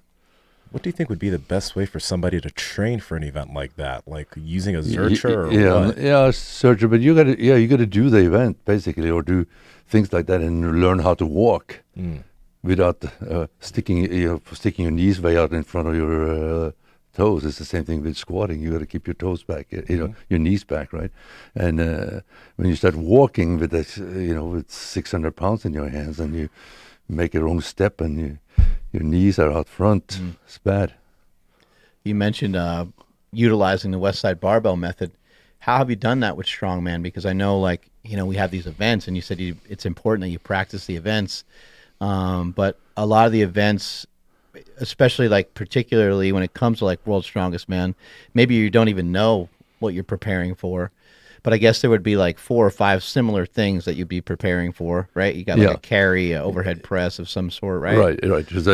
So I applying the principles to all the heavy stuff. You do dynamic and you do super heavy stuff, depending on what they are. Sometimes their events are just repetition anyway, like tire flips and stuff like that. You're doing them fast. But you're right. For World's Strongest Man, they don't, month out at the most, what the events are. But you prepare, generally speaking, to all the events. I kind of old school in a way that I like to see people just come in and do the events, whatever they put in place on them. Because when we were competing in Europe and running on the tour, they kind of generally told us what there's going to be, and we get there and give you something totally different. Yeah. So, but it's the same for everybody. But the problem with it, obviously, is that if you have it that way, there's always somebody that knows and training specifically for them, and so there'll always be something uneven. So in the U.S., it's always been since for the last 20 years, you say what the events are, the weights and everything like that, and everybody trains for it. But personally, I don't like it. I like better if you pull it out of a hat. And I have done a competition where we were going to do 5 events, and we had a bucket of 5. So I had 5 buckets of 5 events. And then we pull it, 2 days before, and then load it into the truck and take it. So you had to have a lot of equipment if you're going to do that. Yeah. But we did that in one competition. But it's obviously kind of a little bit of a mess. So training for strongman, there's a lot of training that goes on in the gym, right? Like you're going to train 3-4 days a week in the gym, and then you must probably get outside at least once or twice a week to do the actual events, right? Yeah, in our case, we train inside and out the events. So, but yes, I think that if you're gonna be a good strongman, you should incorporate events in almost every training day. Oh, okay. Somewhere, yeah. Yeah, some version of it. Yeah, deadlift day. That's Right. That's a very important event. So Got it. like for me, I think that you can do a lot of different types of deadlifts. So of course. Why is an exercise like breathing squats? I don't know if you guys utilize them, but like, why has an exercise like that become popular for strongman athletes? Breathing squat? Yeah, like What do you where a lot of strongman guys that I've seen in the past, they'll do like a rep and then they breathe and then they go and they just like see how many reps in a row they can do with a certain weight. Maybe it's because of like, sometimes in the strongman, world's strongest man, they'll add a keg to like each squat the guy does. Yeah. I know like Jesse Marundi and guys from years past, I don't know if it's popular to still use it anymore, but. Yeah, I don't know if that's I'm sure people are doing that, but I don't think it's a smart thing to do. I think that you should be breathing. I think, but it goes to the fact that like people doing the yoke and stuff like that, they hold their breath when they're doing it, but you don't need to. Yeah. I mean, you can have all the power, particularly if you have some mouth guard or something. You bite down, breathe through your nose, and you breathe the whole time instead of holding it. And when you set it down and you put it, and you had to go back or something like that, you're not out of breath. But if you're holding your breath, you're dead. Yeah. It's going to be too difficult. Yeah. The yoke carry, what kind of weights are they carrying on that thing? There's 1,800 pounds, something like that, right? No, they have gone up to that in a couple of instances, but no. At the Arnold's, I think they had, you had 1,300 and then you went to 1,560 or something like that, but it's only for a short fit. It's just too hard on the. How much weight were we using that day? I was thinking about that. What were we using? We had 25-pound plates, I think, on each side of it. Yeah, but it's not. That's not good. I think that yoke is one of those events that probably better if it was stayed around 1,000 pounds or less for the strongest guys. Is that because like a danger thing? You think? Yeah, it's much compression and you were moving with the weight. It's a really weird exercise because it compresses you down. And for some, this is Mathieu's. He is like a little over 300 pounds and 6'5". Wow, it's amazing strength. Look at this. It's 23 years old. It's like kind of running across the stage with it almost. Yeah. Wow. The weight kind of compresses you down. It's almost like you feel like you have like no say in like being able to stabilize it. Do your athletes work on trying to stabilize their core through specific exercises, or is it mainly like, hey man, you just got to carry heavy stuff in order to make this work? You certainly going to have to carry heavy sometimes, but I think what we try to do is to train with what we call a stability yoke or a chain yoke, where you just have the same bar, but you have chains down to the weight, and you can go significantly less weight. But the instability makes it very hard to do. Wow! And lately, cool. Now in this Rehab Martinez, that's all he is doing. But he goes up to 700 pounds even on that. So and run with it. But I think that's a very, very good way of being good at it. My good friend and former world strong, 2001 world strongest man, Sven Karlsson. When he was competing, he was considered one of the best, or maybe the best in yoke, and he never had a yoke to compete to train on. He trained with 600 pounds on a bar and with chains. Wow! And he would walk with that. He'd run with that. But that's heaviest he could get it up to, and he got very good at it. I know competition is competition and what they give you is what they give you. But, you mentioned the Conan's wheel. You mentioned like the yoke walk. They should probably try to stay under a certain amount of weight. Do you think that like they're not taking the safety of the athletes into consideration, or is it just like that's the way it is? I think that obviously it's not a regulated sport, so it ends up being some crazy stuff being done. Mm-hmm. And I've been a big proponent at the Arnold's to I don't think we'll see this lift again. Maybe we will, but I don't know. Hopefully it'll be. Maybe they'll do it again, but lighter because they have more space. You had to be so heavy because there was so little space to do it in. That's their biggest problem. Yeah. But maybe we'll see it again now that they are. I think you're doing a strongman arena. So a lot of stuff is going to be not going to be on the stage. It's going to be on the strongman arena. Okay. And then maybe it'll be a little more normal. Yeah, one of the great events or signature events of the Arnolds have been that frame, that big timber frame that they carry up the hill. But of course, it's up the hill and it has to be short. And it has to be heavy because it's just on the stage, right?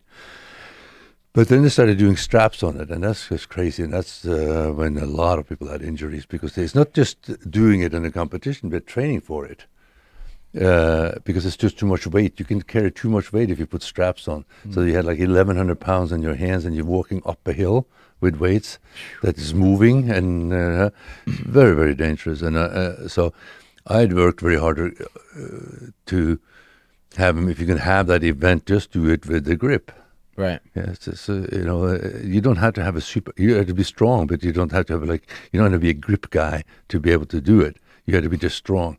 Because I know that when they first started with it, the best guys on it was Sindronas and Sven Carlson and stuff like that, and neither of them are that particularly strong grip. If you could test them on the grip strength in terms of lifting things, they wouldn't be at the top. Yeah. They'd be more in the middle, but they're very strong guys, and they could run fast with that weight. No straps. So I think it's important, particularly in short like that. It's really no reason. Having the background in bodybuilding, do you think that most people should utilize some types of strongman in their training, like just simple grab some dumbbells, do some farmer's carries and movements like that? Yeah, I think that's very important because you want to work out for function. You want to be able to. It's really no reason to be strong pushing a weight in an apparatus. That makes no sense whatsoever, and it's not really making that all that much stronger anyway. But incorporating some strongman event, just like farmer's walk is a very good one because it works the whole body. Even lifting stones or stuff like that, or lifting sandbags and stuff like that, very good because it's using the whole body, and it's very functional. Like double overhand grip deadlifts and stuff like that too? Absolutely. Yeah. Okay. I think my philosophy about doing double overhand deadlifts is that you can limit the amount you lift, and you can have it's very interesting when there's one part of it is, if it's a max lift in one part of your body, that's a max lift even if it's not your max deadlift. Yeah. It's you'll find it. So I find it, for example, one of my favorite lifts is the Saxon bar, which is the square 3-inch by 4-inch. So you grab it, pinch grip it, and you lift it. I'm more often on that lift than anything else, and you can't go that high heavy. My heaviest is around 120 kilo. And as I get on top here and put it back down, I almost black out because you're using so much power, even though that's an easy deadlift if it was a bar. I use so much power using so much of my body to hold on to that plank. Yeah. That it almost blacks me out. Wow. Yeah, we teach people, when they grab the bar to go do a squat or bench or deadlift, this to really, grab the bar with everything that you got. And that way, when you do squeeze the bar, you get energy from your fingertips all the way into your hand, all the way into your forearm. And we talk about getting tight. And it's like, if you're going to get tight, well, the easiest way to do it is to really bear down on the bar, because then your whole arm is going to be locked in a little bit better. Yeah, activate a lot of these things is neuromuscular. I mean, you can see how strong people can be without getting bigger too. I mean, you see the weightlifters, it's unbelievable what they can lift and do without gaining any weight. So it's just a matter of neuromuscular connections and efficiently lifting. So I think somebody can be very strong without being too bulky. And I think you'll see the future of strongmen that it may not be so. They will be big because the biggest guys are going to be the best guys probably on it, but you'll see people that are not necessarily that big and heavy. Maybe they'll be lighter. Well, and even something like a performance-enhancing drug is going to only do so much for the muscle. Yeah. And it really is not the game here for strongman or powerlifting is the central nervous system. Yep. You know, how do we, get the central nervous system on board with what we're about to do? Yeah. I would think that drugs probably mostly help on the recovery and stuff like that more than anything else, and that you can train more. That's maybe why that would be better. But I don't think that would help much on grip, which is more nervous system dependent, I think. I always thought the biggest impact that a steroid would have is mainly just on your overall body size. You're just going to be bigger. So then it's going to be a little easier to lift. Yeah. Tell us a little bit about the Thomas Inch Dumbbell. What is this thing about? Well, it's a dumbbell that was, I guess, dates back to the early 1900. Thomas Inch. It's nothing to do with Inch. It's Thomas Inch is the name of the guy that's a strongman, famous English strongman that traveled around, and he had this unliftable dumbbell.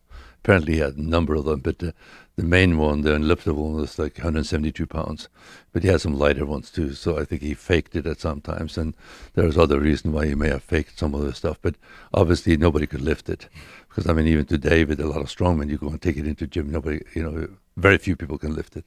So, I mean, we haven't had very many people walk into the training hall and be able to lift it. So you own it?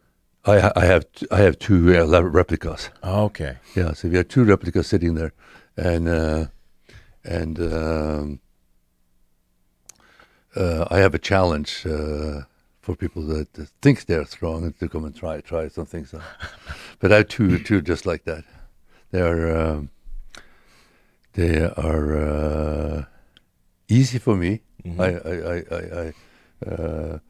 But very difficult for most people. And can you or even could you at some point lift it up and put it over your head? I lift it over my head, but not taking it with one hand from the floor. No, I haven't been able to. It's actually one of my goals is to be able to do that. I don't know if that's maybe time has passed me along, but I'm still kind of like a secret goal that I'm going to be able to clean and press that sucker over my head. How many people have been able to? I think I've seen Mark Henry maybe do that before. Mark Henry did it. I think Pfister has done it. Maybe Hugo Girard, but I don't think that was on an actual. These guys are picking it up so easy; it's ridiculous. Jeez. So the middle of it is like the circumference of like a Coke can. Yeah, it's 2 3/8, almost 2.5 inches. I think this is 66. I think, I mean in 2006 or. It looks like it says 2016. Yeah, 2016. I mean, yeah, 2016. Right. What's 10 years? But anyway, in the year before, in the training hall at my house, I did it at my 65th birthday, and I did it for 65 times. Wow. Oh my but God. I did it in 5 minutes and a little over 5 minutes. So I have a video of that. Here, they gave me 10 minutes, but I hadn't trained for it at all. And I had an oncoming flu, and I was due for hip replacement. Yeah. So it was I barely survived it. Put it that way. So you got I got 63 reps. Okay. I was shooting for 66, but I mean, when I did 65, I was standing there holding it the last rep, and I could have continued. I saw but that on video. but on here, after the 63rd, I couldn't. The 64th, I couldn't even pull it up on the floor. It's amazing to watch you pick it up because you have it like in your fingertips. Yeah, you end up after a while, you just end up being almost like a pinch grip. Yeah, but that's the central nervous system kicking in, Wow. Because I couldn't do that. I couldn't go up and do that. Uh-huh. I mean, there's no way I could go and just grip it in my fingertip and be able to finish it. Is there a particular See, I can do the 64th. Is there particular technique to this, or is it mainly just you grab the damn thing and just pick it up? You just grab the thing and don't try to overthink it. It's nothing. But I think my hands may be particularly well suited for it because they're wide, so they fit in there just perfectly. Mm-hmm. So maybe they're particularly well suited for it. You got crushed by that workout, huh? Must have been sore for 2 months. It was terrible. I mean, picking up stuff for your grip, like not only working your hands, though, it's working your entire body, right? Yeah. Well, you do 172 pounds for 63 Yeah. reps deadlift with any weight. It's hard. But Yeah, your lower when back. But when you had to squeeze, an all-out lift each time, it was tough. It was Most impressive lift you ever seen? tough. Don't know. I think Or maybe probably the was I think the most impressive thing I've seen in a strongman competition was when at 2:00 in the morning down in Central America, where we had a competition, and it was like and you had a throwing event, so it took forever. As a matter of fact, it was 5,000 people when we started, and there was nobody left when we're done. And the last event was a car walk in sand, in like really miserable, like a yoke, with a car. I mean, and we were half asleep. That was the other part. Is like, by that time we were just so tired and sleepy. I remember I put on more belt and protective gear than I ever done, and I thought I could kill myself, and I never got even close to finishing it. And most people used to say exactly the same thing, whether they could pick it up or do anything with it. And then this guy, Chad Smith from Texas, picked it up and fucking ran with it. he's like, everybody, quit your bitching. But yeah, but he's so big that it probably wouldn't have been half as fast if he didn't have the weight on his back. Yeah. Wow. Yeah, that was one of my the most impressive. Chad Smith. He is a really, really talented strongman. He didn't continue, but Have some of you guys ever, had too many beers and then challenged each other and ended up in the gym?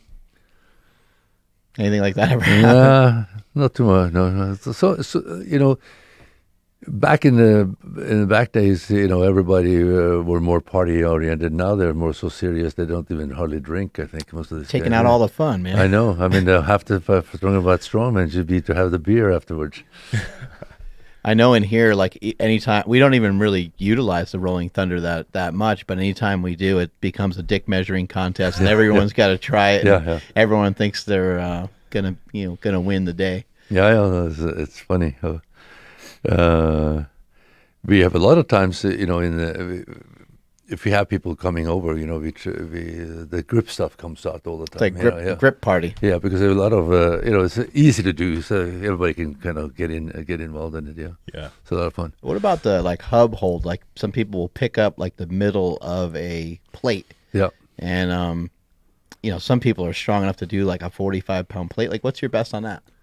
Well, I've done the plates because we have had it in a medley competition where I had to put it on the lift it up.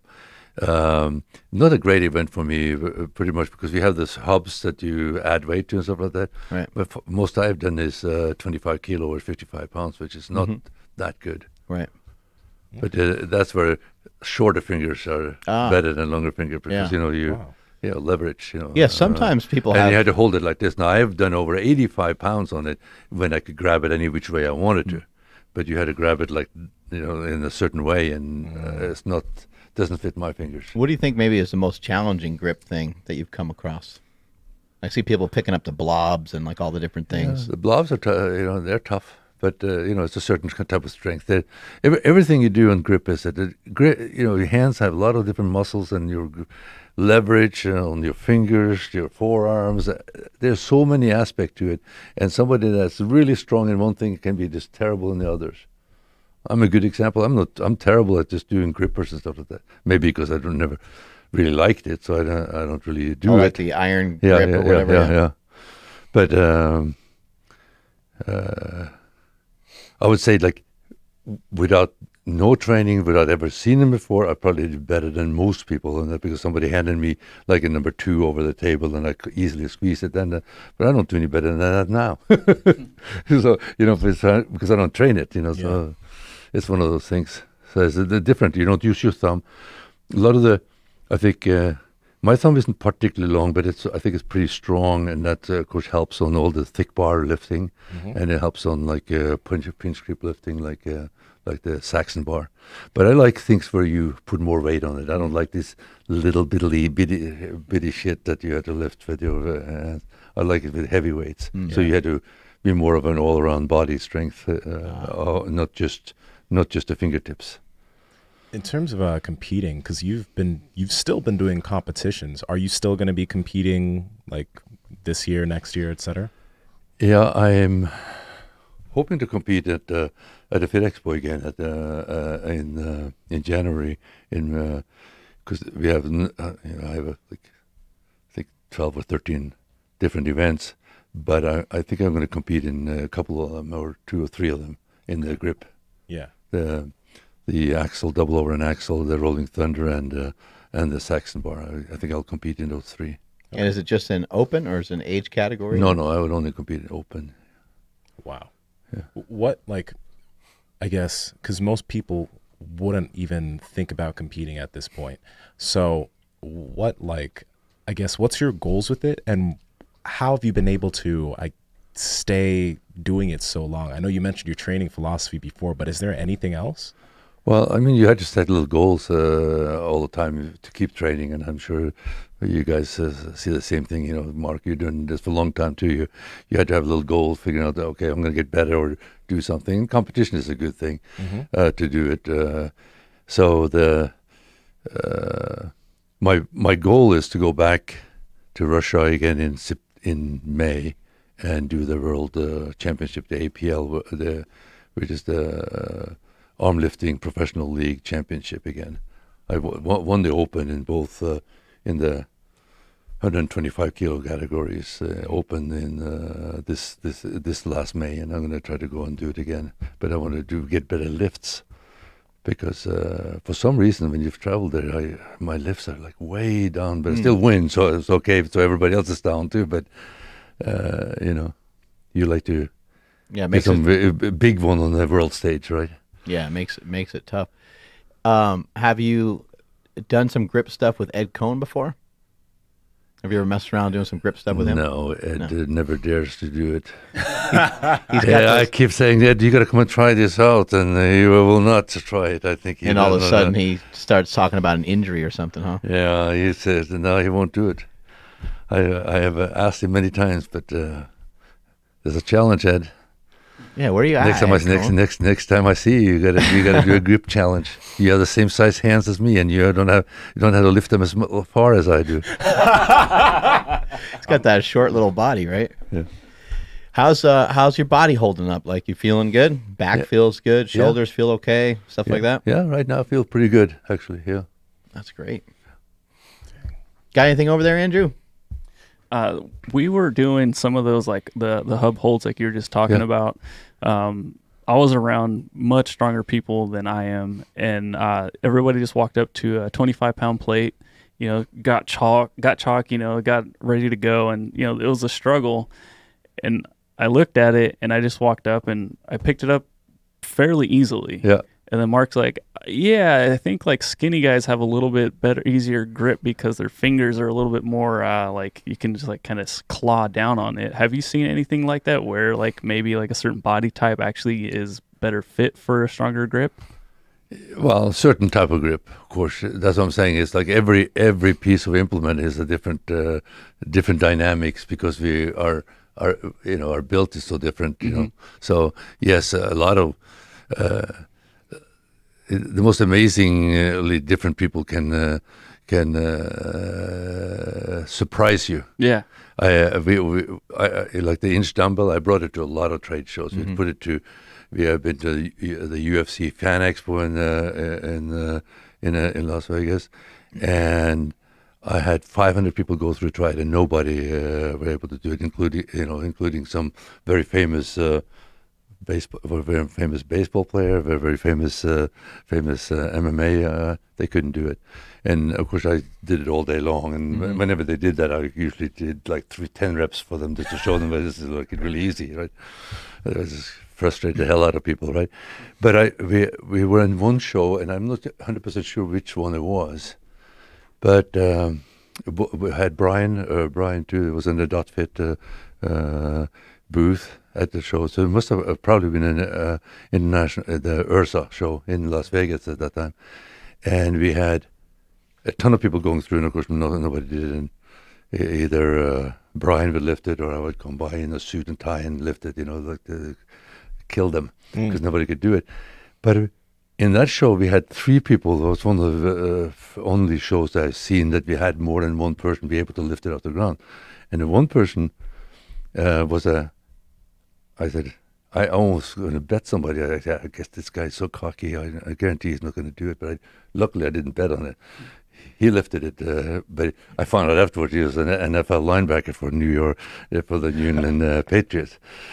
And so he had long hands, and he lifted it. And then a high school football player, as one of the youngest guys I've seen do it. He just finished high school, or was a senior or something like that. But he was able to lift it. Like one time, got it off the ground. I don't know if we didn't make them deadlift it, but if you can get it off like mid leg or something like that, because most people can't get it off the ground. And then this really regular looking guy, he may have been 200 pounds, maybe. It could be more, but like really regular looking average Joe walks up and says, what is this? What do I have to do? Oh, just lift it. And he grabs it and lifts it. And I said, what the hell are you doing? And he was a BMX bike cyclist. His grip depends on his life depends on his grip holding onto the handlebar, I guess. Wow. Yeah, he lifted it. I was so impressed because he didn't look like he had ever lifted a weight. Were his hands particularly big, or just normal size? Kind of normal size. I don't think you necessarily had to have a really big hand to do it, because it's so big that you can't get your hands around it anyway. My hands aren't around it any more than this.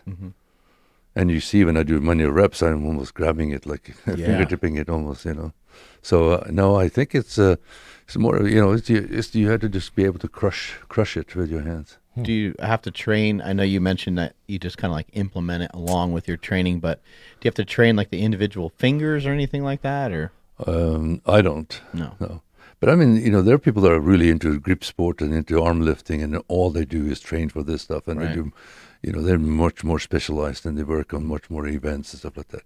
I like it, probably mostly because I'm good at it, and I like it as a way of keep me from lifting and doing and getting stronger overall. So I don't do anything that specialized.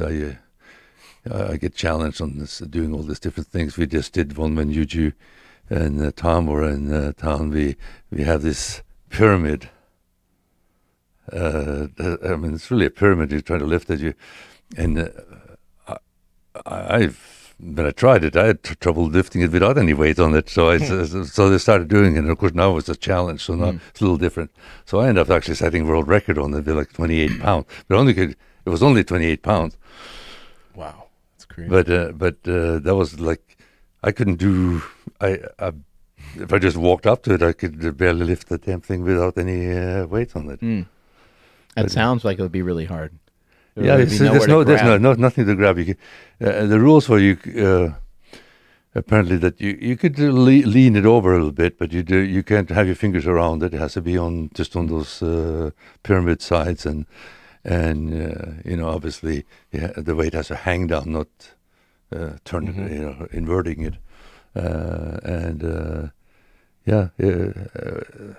Not the kind of lifting I like to do, but it was fun when you get a challenge, you do a little bit better.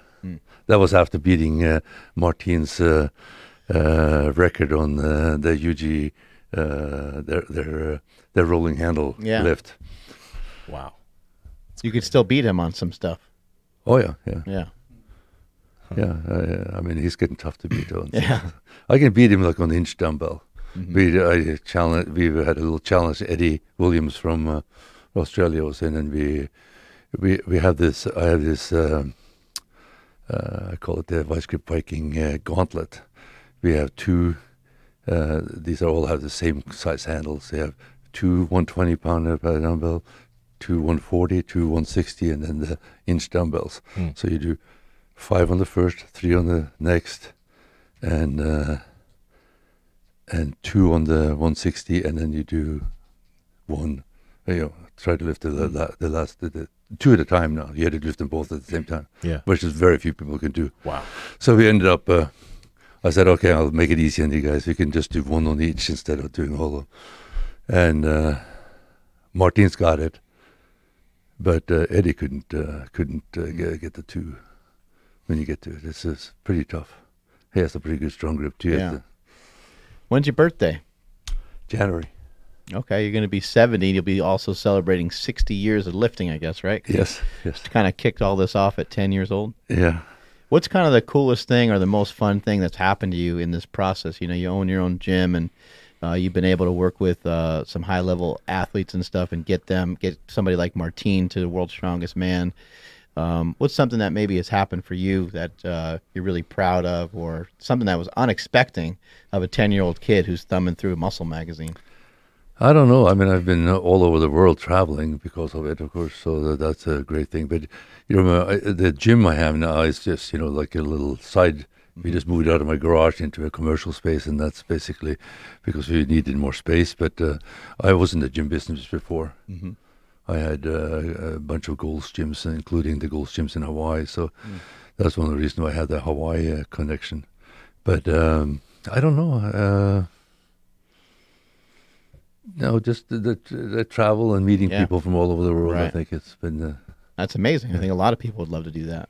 Yeah. When back when Mark was doing, just strictly powerlifting, like that's all he was doing. He had, the wherewithal to know, like, people want to see this, so I'm going to start filming it. When you were in the middle of, training like crazy, hanging out with all these strongmen, did you think that, like, did you see, like, did you foresee the future of being like, this is going to be a gigantic sport someday? Well, we always hoped to be, and we invested a lot of time and money in because I was part owner of the World's Strongest Man Super Series. Mm-hmm. So we did that for several years, but we could never really make any money on it, and we finally just basically abandoned it in a sense, because you couldn't get the sponsorship. We were so close in getting sponsorship, like the major players involved in car companies, and then they get down to the final decision. What about doping? And they killed it. Because you can't say that, but you're not testing, so you couldn't say it, and they didn't want to get involved. They'd rather put their money into sailing or something like that. That is non-controversial. So, it was very tough to get the real good sponsors. Only could get the supplement companies and some equipment manufacturers and stuff like that. But we had a good run. We did a competition at the Madison Square Garden. Wow. So that's a nice cap, feather in your cap. So that was a lot of fun. But I think it has the potential to be big, but it's not been organized. But it's getting bigger, and I think the YouTube is going to really make this thing happen. Because one of the problem with it for our shows was, we had them on in Europe, all the things were on Eurosport, or even you sold it to a lot of national television station. But it's very to get into the US. Get in the US, you have to pay money to get in. They don't pay you. No, you go and sell the advertising and you do it. But we never had that. We had it on US TV one season, but that was it. Now, of course, you don't really need the TV anymore. You need to put it on YouTube. All the people that we want to reach are on YouTube. Right. So I think the potential now is to be really big. I think, you have a lot of these guys with a huge following. Martin's YouTube channel went from 0 in November of last year, and now we're in October, and he's at 120,000 subscribers, I think, or something like that. Yeah. And it's growing fast, so I think that... that's a great potential. So with the the sponsorships falling off, and it kind of, I don't want to say not going anywhere, but like it just not exploding the way you guys had hoped. What made you keep going? Like, why didn't you just like stop and then go? I don't know. Like, I mean, I know you started your gyms and stuff. No, we had a passion for it. I mean, that wasn't the only thing I was doing. It was and my partner, it wasn't his only thing either. He had a chain of gyms in Europe, and I was.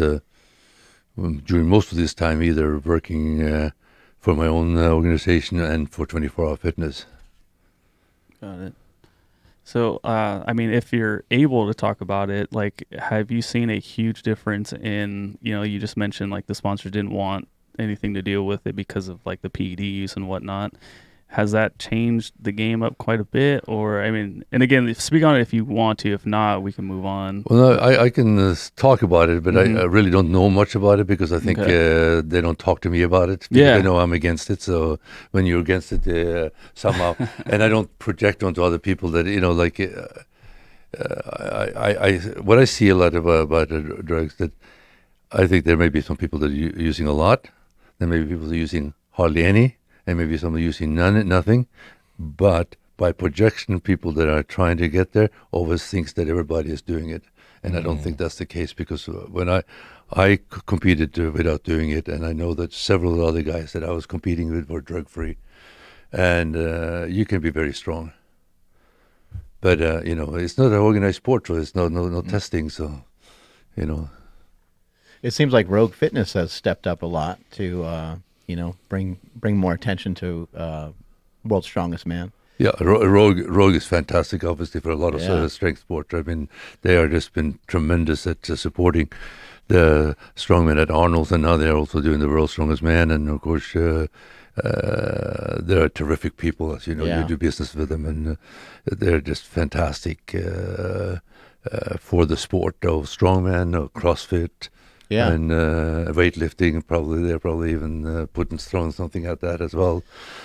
Yeah, they've been huge with CrossFit, especially. I actually think that at some point that they'll maybe buy CrossFit. I kind of have a theory that they might be doing that actually pretty soon. I've just been kind of keeping my eye on the whole thing the whole time. But like, in terms of strongman, it really kind of could help elevate strongman if it continued to get to be seen by more people. And then my personal view of it is, like, if they shape the events a little bit so the athletes could be a little bit healthier, a little bit smaller, I think it would play to a larger audience, and I know that's not their main goal. They want to use heavy stuff, but I think if it was brought down a little bit and they said, hey, this guy was able to carry this thing, the half a length of a football field or something, and the athlete was more aesthetically pleasing, the athlete was like leaner, I think people would be more excited about it, just like they are with CrossFit. People get so excited about CrossFit. A lot of it's because you got these incredible bodies going on. Yeah, I mean, that's what's great about CrossFit is that you have the average size people, and they are in fantastic shape, both the women and the men. And it's very impressive. I think that Rogue is doing fantastic things for that, as well as for strongman, and but their involvement in World's Strongest Man, I think, is going to just improve, and I see with if you look at the events at this past Arnold Classic in Columbus, it was a little more, it was different. There were more events were very classic, but they were not they were heavy as hell, but they weren't injurious. Yeah, and then Rogue is building a lot of stuff for the events, which makes it look aesthetic. They got the big haystacks, and they got a lot of stuff making things look real powerful and just kind of cool. Of course, the best event is the natural stone lifting, because it's my stone. Yeah, that's my tombstone. Oh, is it?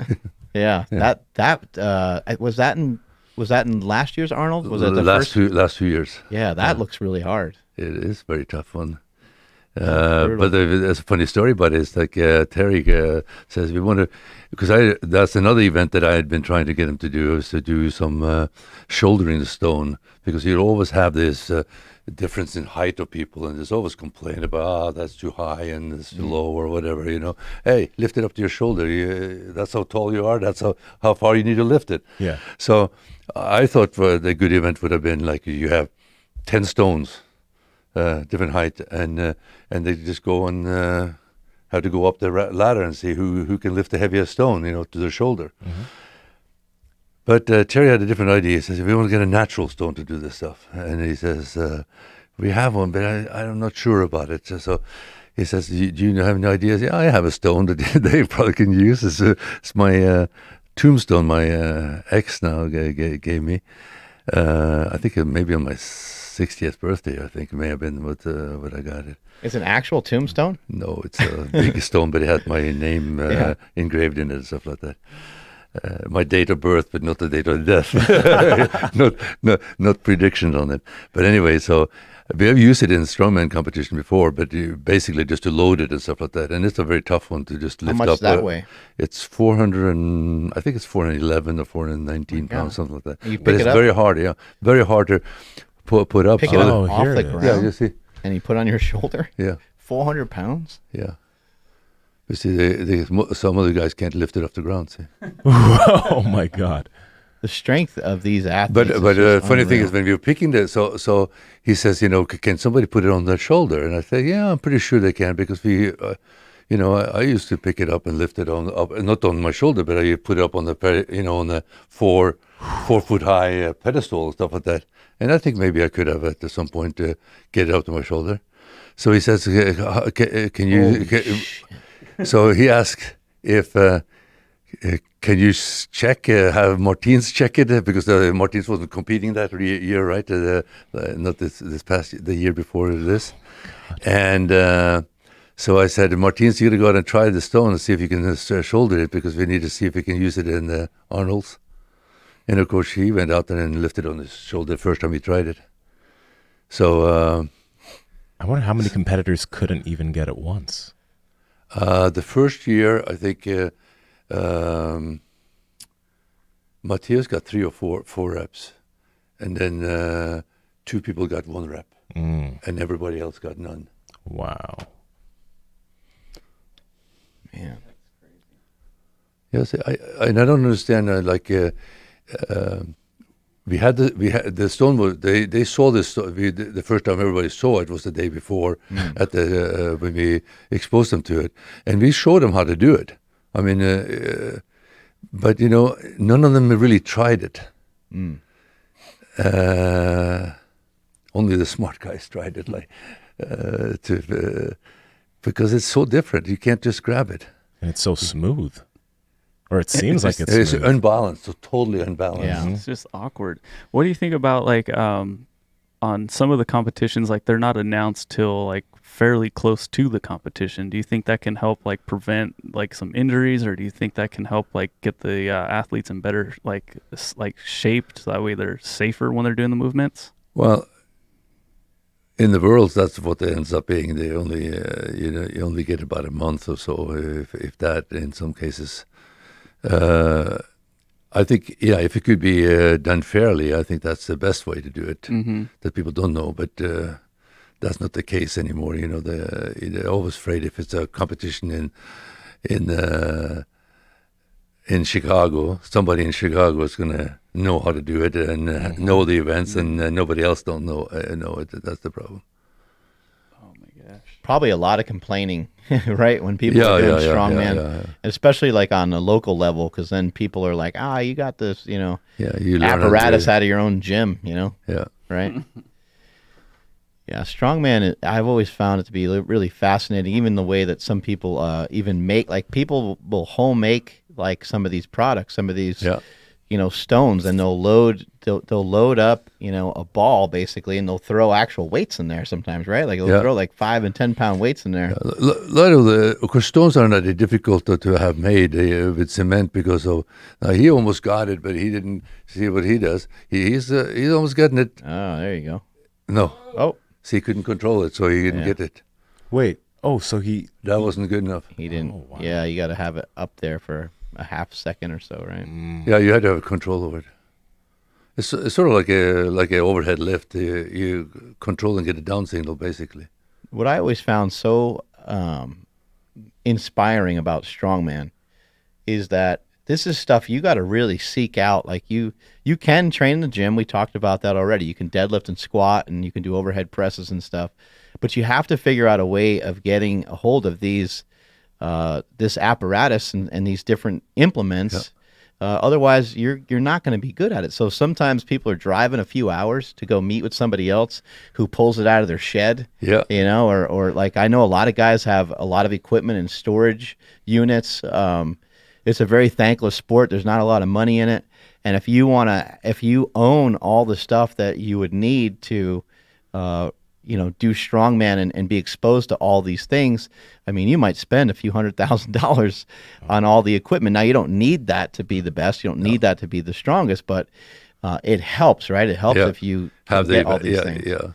Like, of course, this is one of those things you can't have. You can go and get a stone, and every one of these guys had stones, same weight and heavier that they were training on, but nobody had that stone, and nobody. And even now, the stone is locked up at the Rogue in between the first and second year, and it's still locked up there.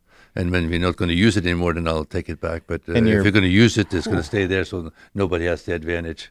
And your body type, really makes a big difference too, because again, like you were saying earlier with the Conan wheel, if you have like kind of like a belly, then the thing gets, or you're a thicker person, the thing gets away from you more. So in this one, it doesn't really help you to weigh a crazy amount of weight. No. Or to be tall. Yeah, you got Hafthor who's got to like bend over like crazy to get this thing. Having long arms might help though, huh? Yeah. To be able to bear hug. That helps. Bear hug. And I think he ends up getting a rep also, 1 rep on it. So you have to hold it up and just do it with one arm, huh? Yeah. But it takes everything out of you to try to fight that thing up there. But he didn't. We were just showing him how to do it the day before, but he wouldn't take to it, and so he was messing around to get it started. And he finally went to the position we told him to do. And you've been able to pick that one up, but just not. I have never done the shoulders, but I picked it up and put it on like 4 foot platforms, and I did that the first time I got it. So I was pretty good at strong lifting. But here is also the grip strength comes in. On this thing here, it helps to have strong hands because you have to balance it. You're grabbing it and holding it. More so on this natural stone than it is on the round stone. But still, even in the round stone, a good grip helps. Yeah. Because you control it, because you don't never get it perfect, right? So that when you get it, if your hands can make up for a little imbalance, that makes the difference. Thank you so much for coming up here and being on our show. Really, really appreciate it.